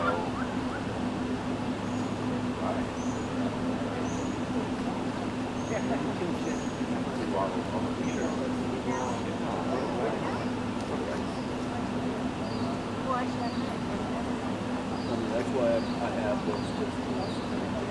Oh yeah, that guy.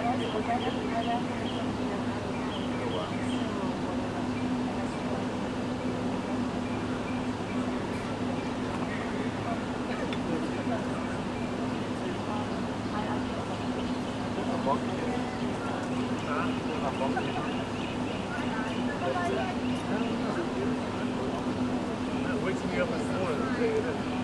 Even when I don't want to wake up, it's outside my house. I have one who has like central number in the morning.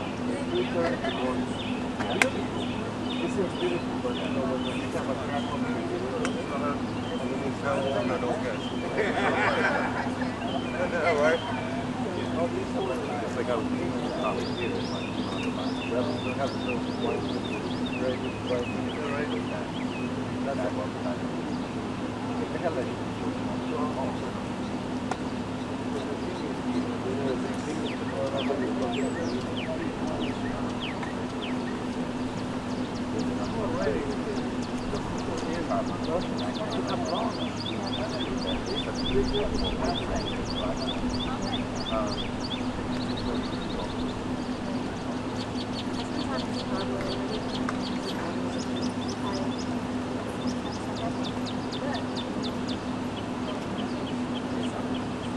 You know what?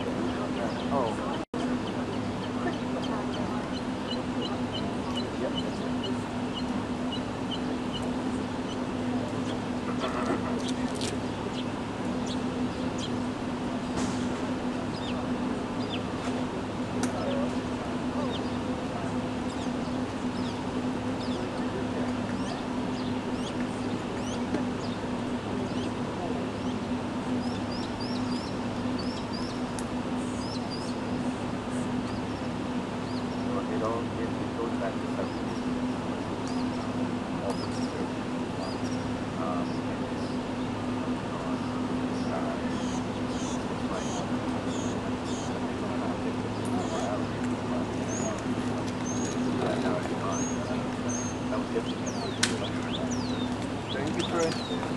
Thank you for your service.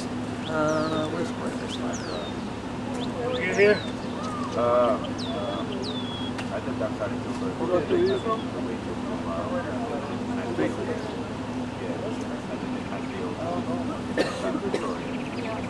So I had a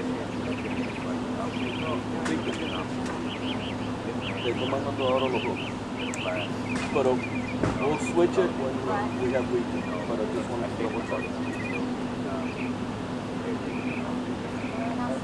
You got him? Okay, I'm turning down and 1, 2, 3, 4, 5. And what you mean? Turn down here? I'm gonna leave them above. Oh, okay. You're gonna leave them above? Okay. All right.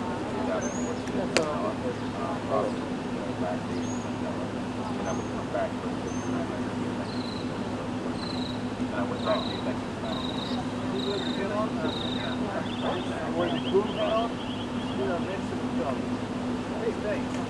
Everybody, I got everybody listening to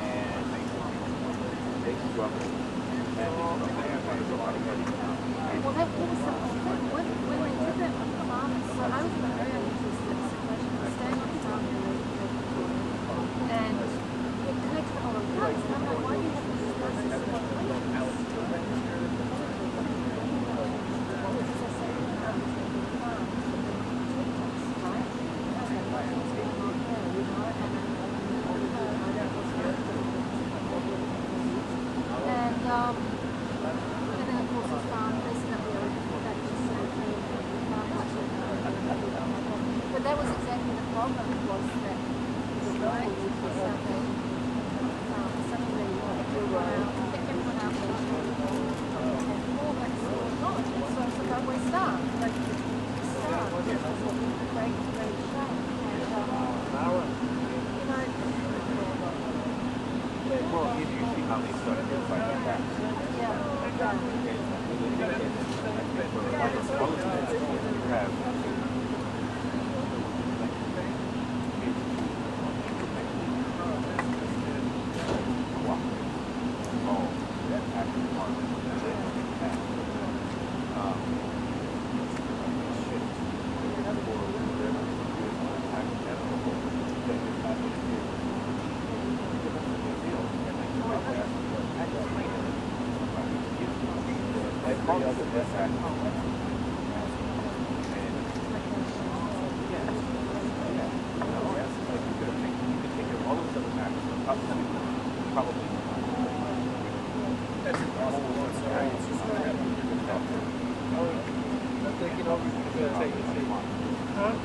Oh, okay. Sorry. No problem. Thanks again. Good. Take it easy. I'm going to try not to. We would try.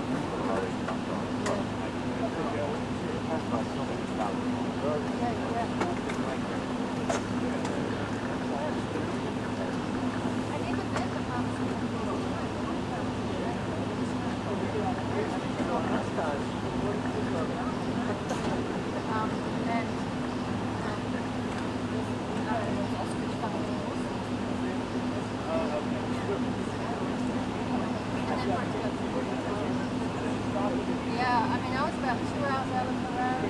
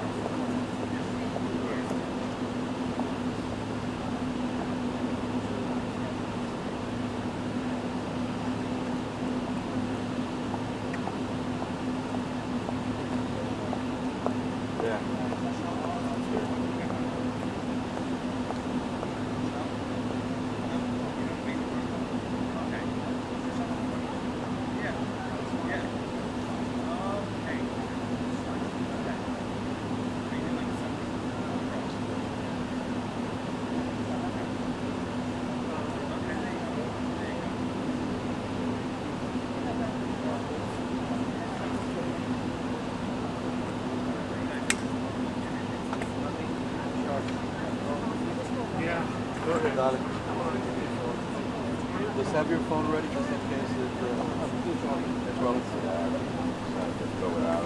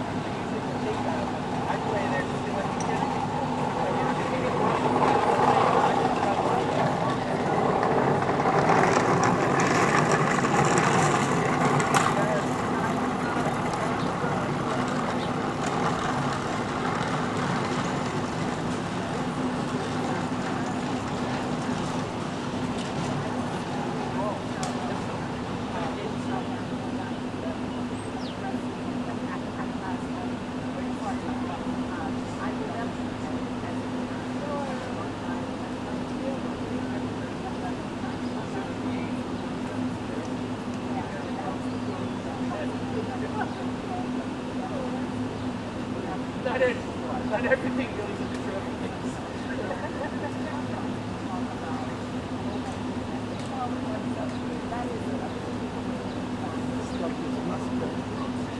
It wasn't like that.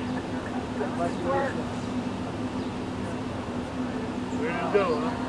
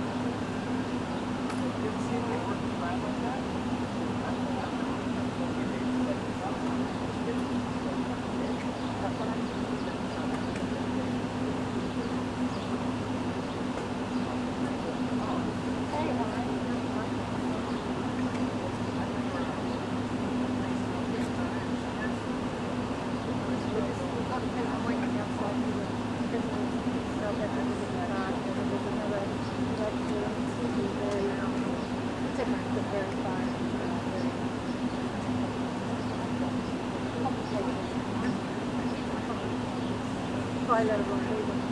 Yeah, you can watch them on.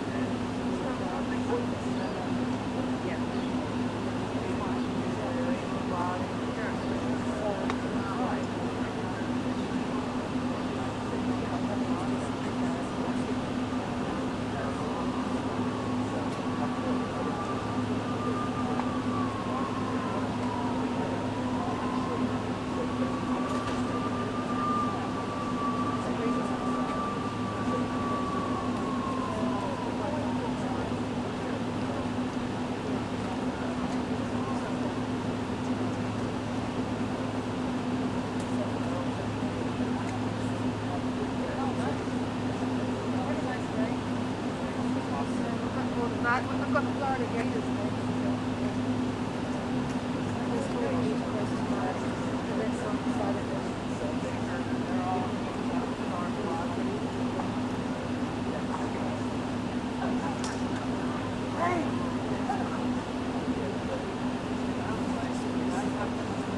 Yeah, but if he comes out, because I particularly want that yeah.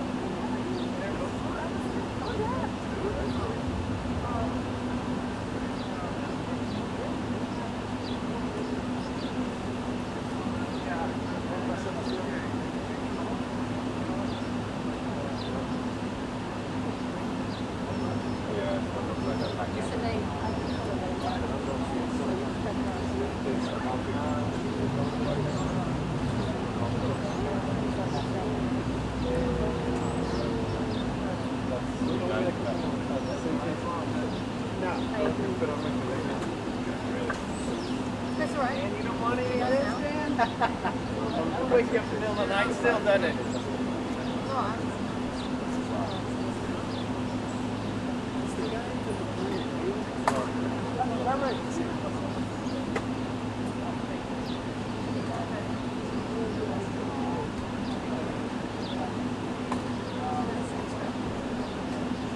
So what are you going to make for dinner?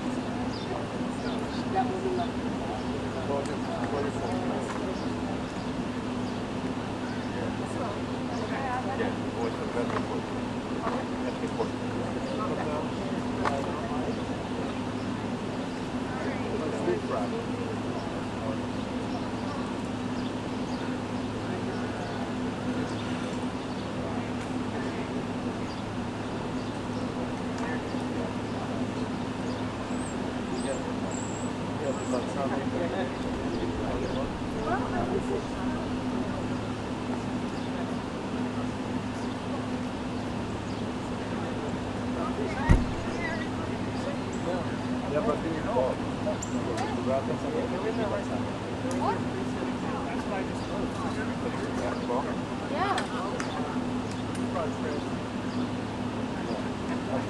pollo como no va a ser.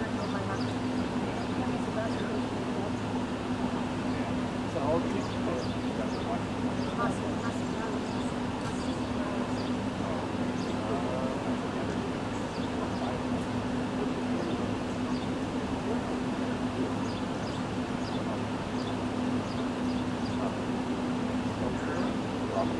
I think it's a good picture. You've got me two places at once, right?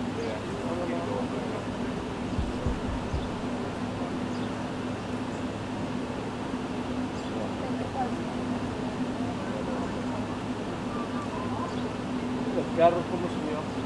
Sí, con la reunión. Pero sí bien. Sí, el carro. Not a prisoner, I know that. Yeah. Los se llama Stakeholder. Allá arriba sale la luna. Let's make an appointment. You know, like, only the other of you, you like to call them and you drive yourself, and then you know what I'm calling you. This light is on and it's going to come out. Because it's close to the metro, you know, you can drop it and then you can come out. What?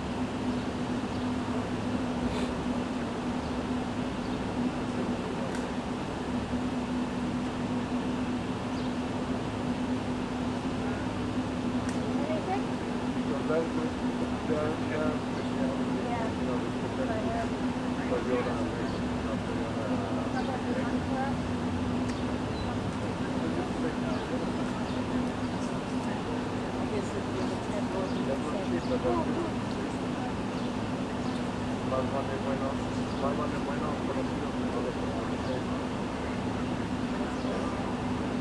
dicho que mi tío me dice. Dale, Chapulín, suelta ahí con la cena. Dale, ¿cómo sigues de la quemada?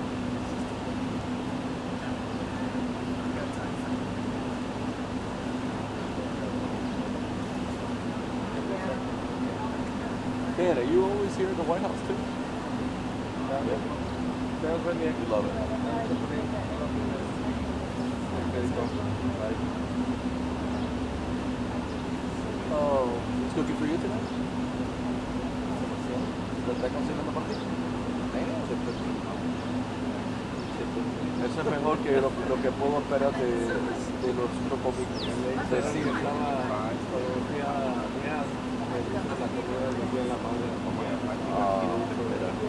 como te digo, eso es mejor que lo que puedo esperar para así yo creo que se le dio la madre bien en tu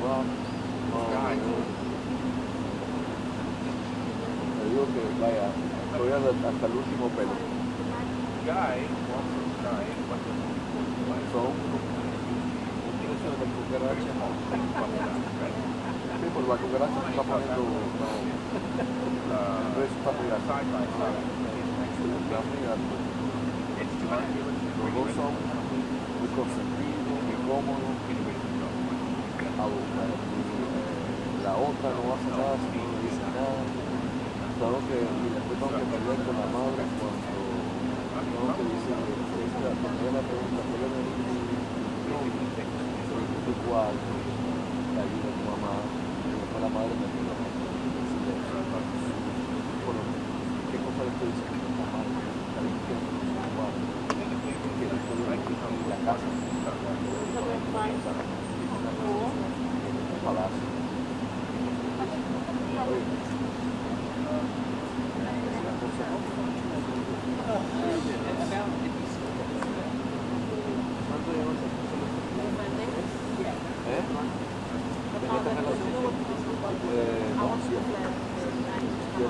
pero te digo que no estamos bien porque no le veo ella piensa que tener no cambia o sea que ya son 9 meses de trabajo yo le estoy diciendo le hice una cosa de trabajo con ABC como todo no lo podía lo votaron ayer le dije ¿has aplicado? Sí, voy a empezar y la madre lo apoya. Fíjate que yo lo que le dije así, yo de adelante, hice un cálculo. Nosotros, lo que yo he gastado el año pasado solamente saliendo a comer todos los fines de semana. Te gasta por lo menos 200. Nosotros fuimos a Cuba ayer. Bueno, te está gastando 200 y pico, pero el cálculo era cuando el apostador que yo estaba vacilando la cosa, casi $600 al año con esta fuerza. Y se lo hizo su vida. Más de la mitad. Más de la mitad. Ahora adelante. Puedes llevarlo a tu tierra. Pero ahora adelante, todos los fines de semana no vamos a pero buscando mucho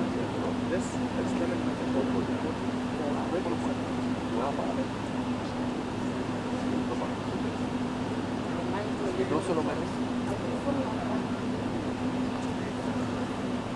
No se lo merece. Hey, Rodney. Are you sure you're good? I can't bring you anything? Okay.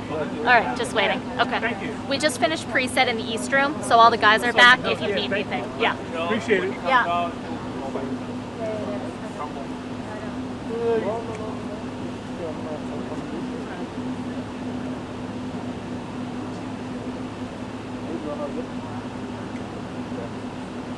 You know, sometimes when I'm on basic, I check cool file. No, because I check cool file, I spy this drone scan of all over the results. But then to give you something different.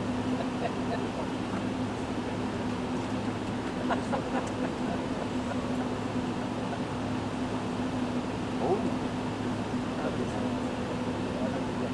I thought you were listening to Vladimir Putin. It's in Spanish. So it's in Spanish. It's called Spanish. He's here with me.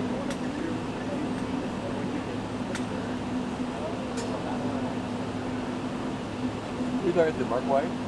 We're very busy right now.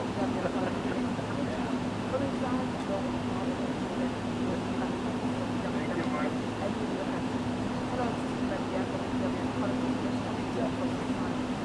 Oh, God.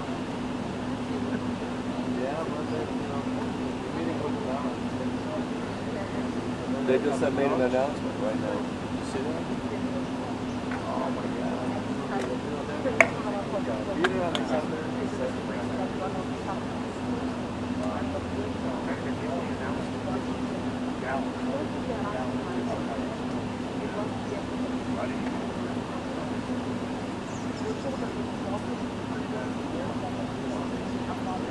That's right. That's what he wants to say. Why?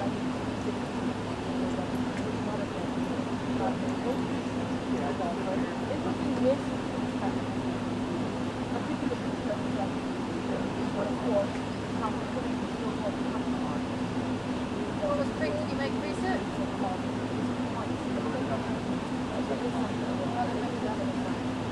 Oh, sorry, you missed it.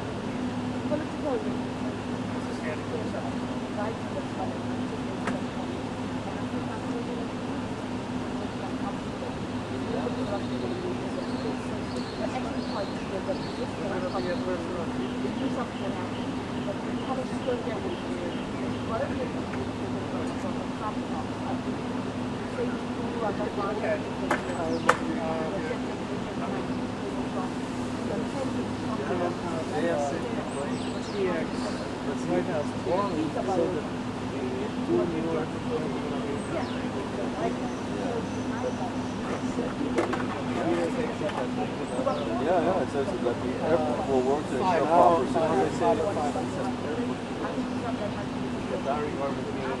White House transfer 4.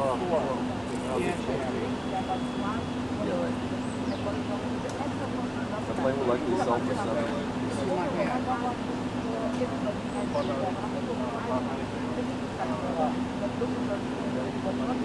Hold on, I got a call. What do you want? Okay.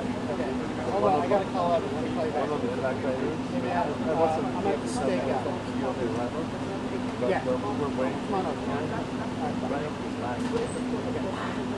It's in a round, guys. I was in the studio. We saw somebody pass out. What are you doing this week?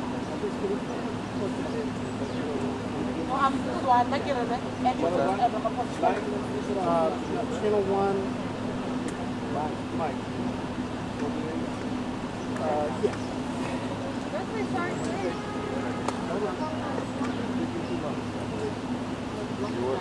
You need anything? No, thanks, Manny. I appreciate it. Evan, you guys know Manny, right? Hey, how you doing? Right, so we're not going to be sure for that.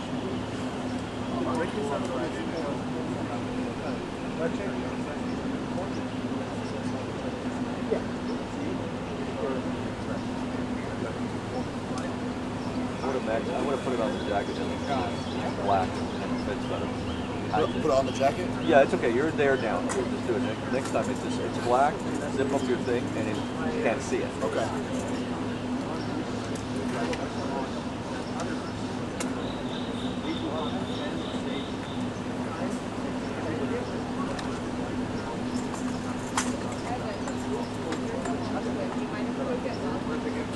Where are you going? Yeah, perfect. Go. Will you pick up chocolate for me? Yeah. Okay. I'll order now. Just it'll be ready on the wall. Yep.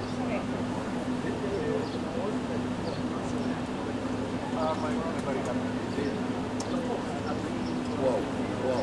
What's going on? Camera, no, it's not just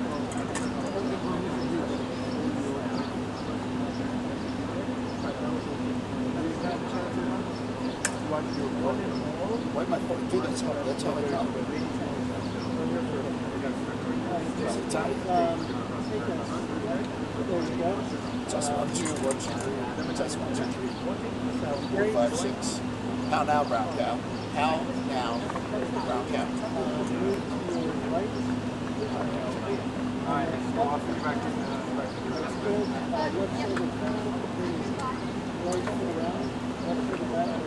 What do you want to say? What else?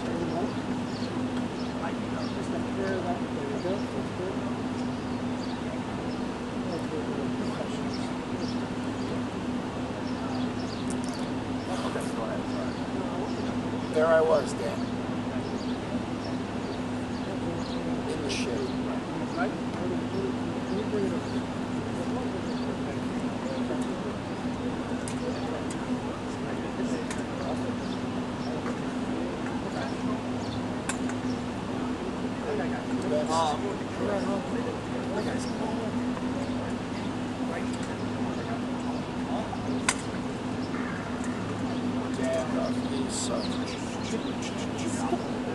What's left now? We're live?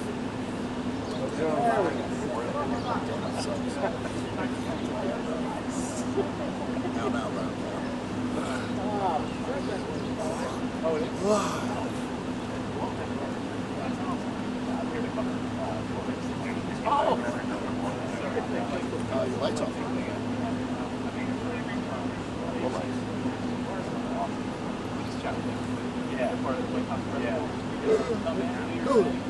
Yeah, I mean, this is like, it's a dream for you. I'm a sports photographer.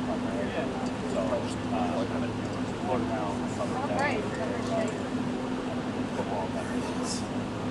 We're pretty good at a lot of stuff. How's it feel? My face is a little jacked up.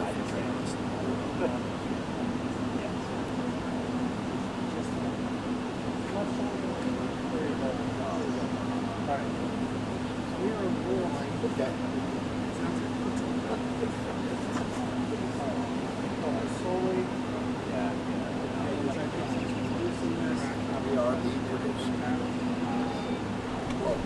Okay, dude, can you phone some questions, Jack? You wanted something about... Okay. Forget it. I'll do it. Just, you could see it, you could hear it, right?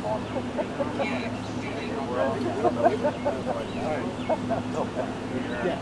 Okay, all right, I'll take that. What do I do with my hands? Sorry, it's fun.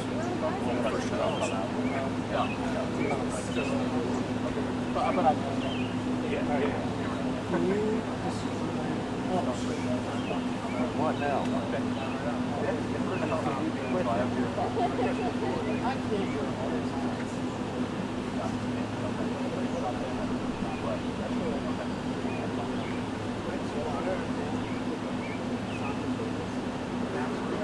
Oh, and wow. I have a good battle right now. Okay. Pissed out of us. There, I know what you did,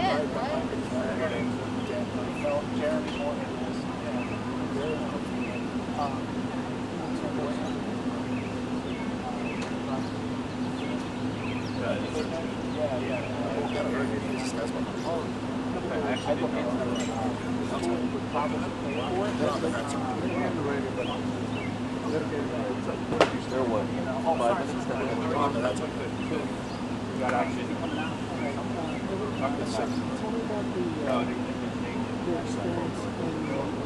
Yeah, I just came back from an Oval Office meeting in South Africa. It was... No, but they got both doors open now. Depends on the right. Yeah, probably. Maybe you could try me. I don't know. Doesn't matter.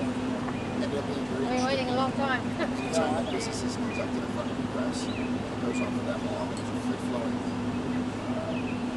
exchange of ideas, information. It turned out to be really interesting. Was the experience Look directly like to the anything camera. you've ever done before in the Oval Office? No, I mean, I've been there for other...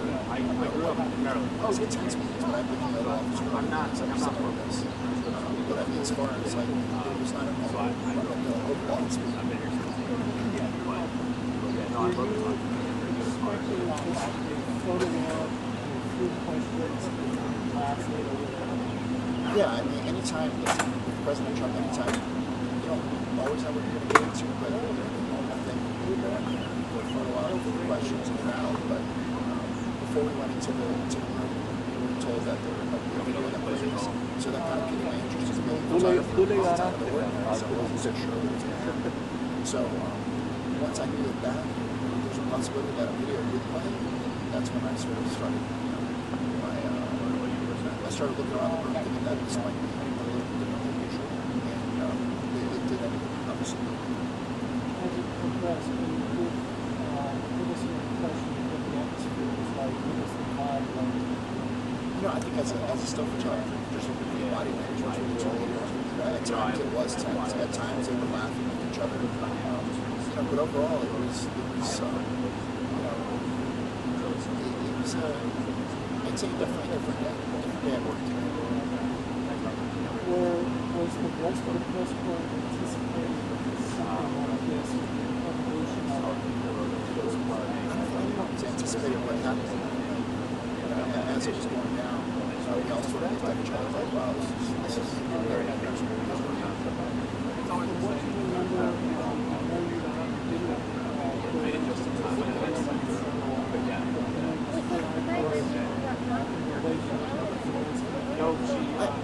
I didn't go into this photo op. I think that anytime that actual business is conducted, it's out of the world. And I think that people walked in there, they showed us what they had a same jacket. It's possible that this video would play. I got you. That was happening. The TV was already set, so something was going to happen. So it was interesting. Yo se lo dije a Hair. Que te lo viste cambió el fondo. Hair estaba How's it feel? Yeah, you got to go with this kind of I would have been I started at the other because my father's It's not like a guy, no. They can't stop.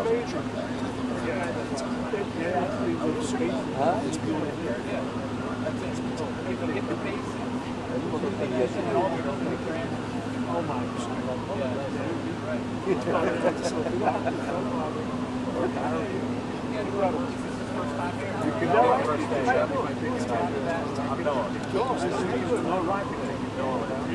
Facebook and Instagram? No, I didn't. With that, I press the shut. Sorry, guys. Sorry, guys. What, 2 years? Huh? 2 years? Oh, yeah. Cool with that. Very good. That was a great interview, man. Missed your call. Yeah, it's a little too long. Ooh, I feel a couple of, let me see if I need to get a jacket. It's a little chilly. No chilly part that I'm worried about. It's raining. Yeah. That's what I did. Got it out there. Yeah. Even though I was shooting. Radar's clean? Yeah. Then I tried to transfer some of that Radar's to clean. this. Put me on that. I wouldn't do that. Not Oh, salt. yeah, you would. You think so? You just have to find, the thing is to find the right person who would accept shooting out of the box. Sure. Yeah. I finally found the editor who did. Yeah. Life is good. Yeah, I stuck with it.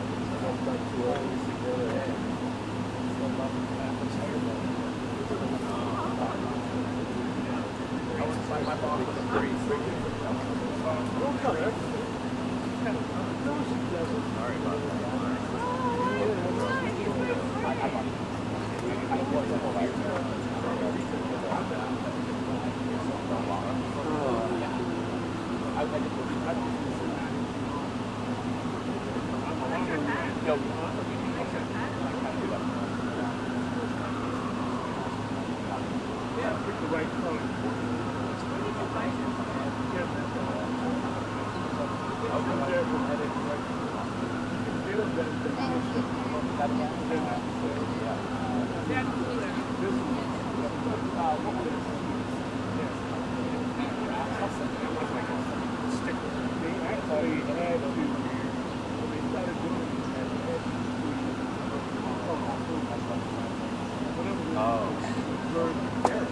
Lunch is until 3:30,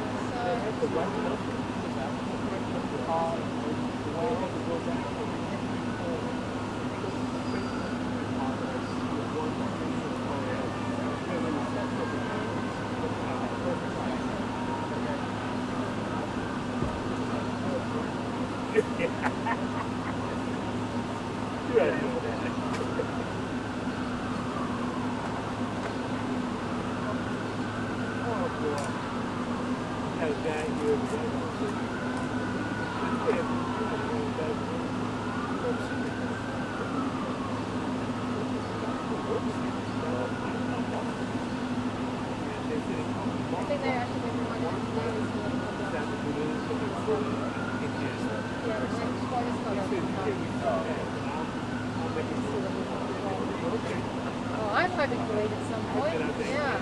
Like, gee, look at him.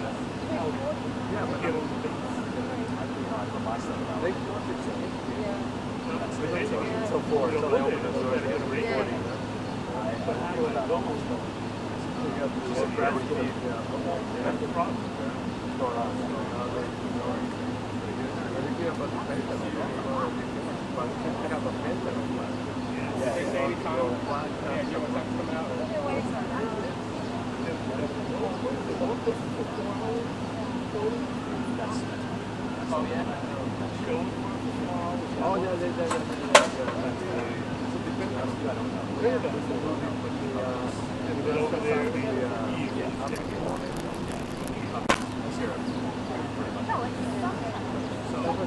I met him doing sports.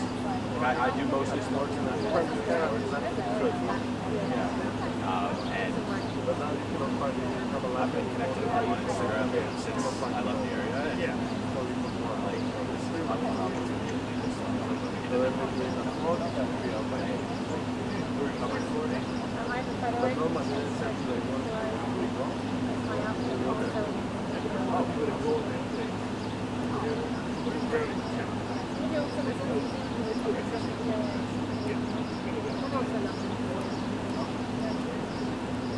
Are we on the way?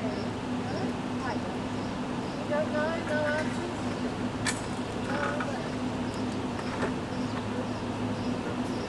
I bet we've got this one. Yeah,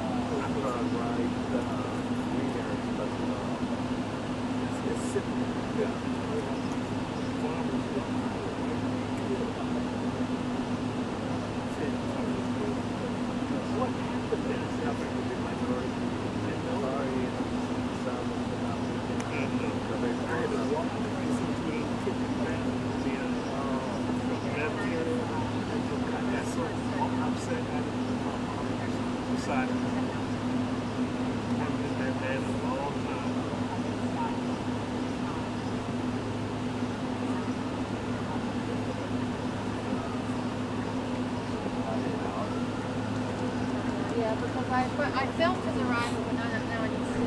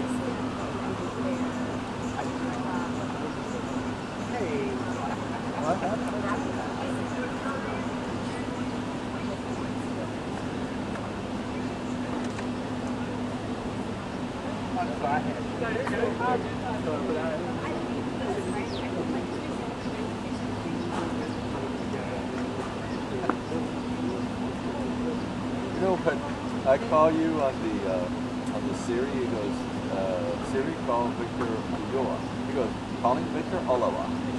Ulloa. Is it Ulloa? Ulloa.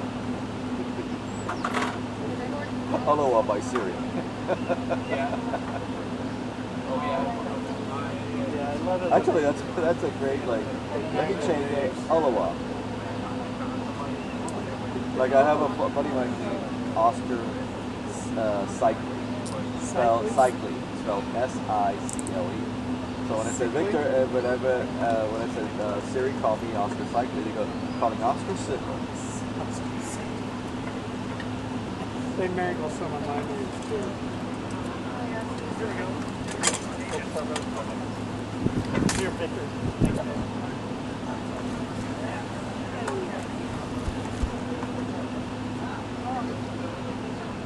President, Weston.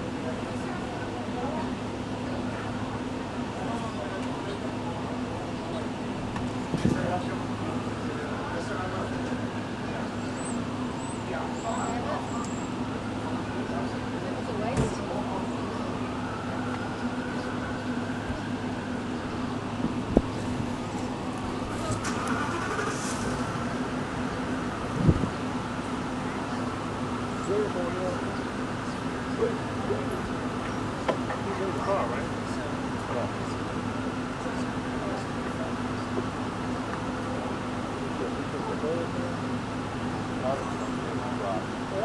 Hello. Photographer.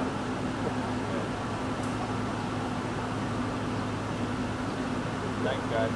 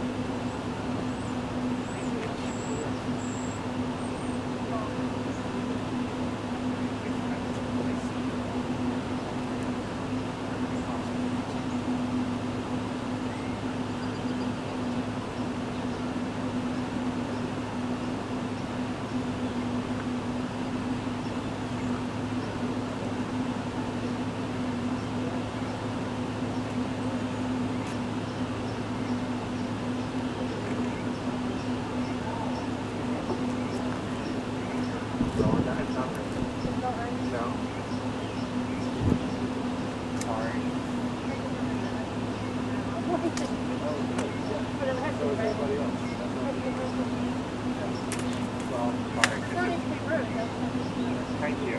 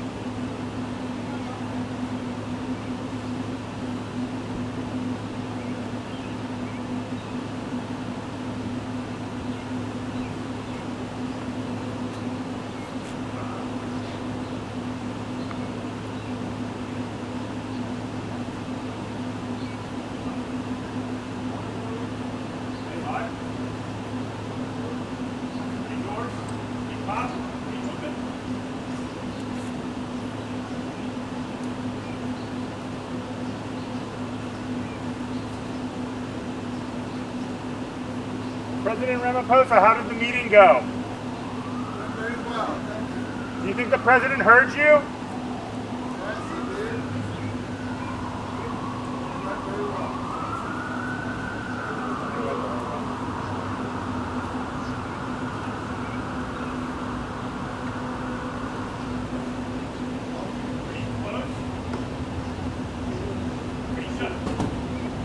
Latif, do you think the president is right on South Africa?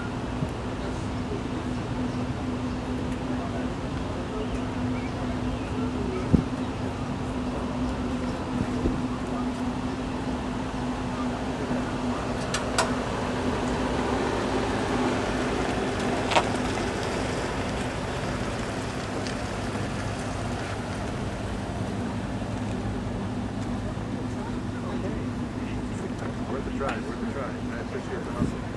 We're a visual media, pal.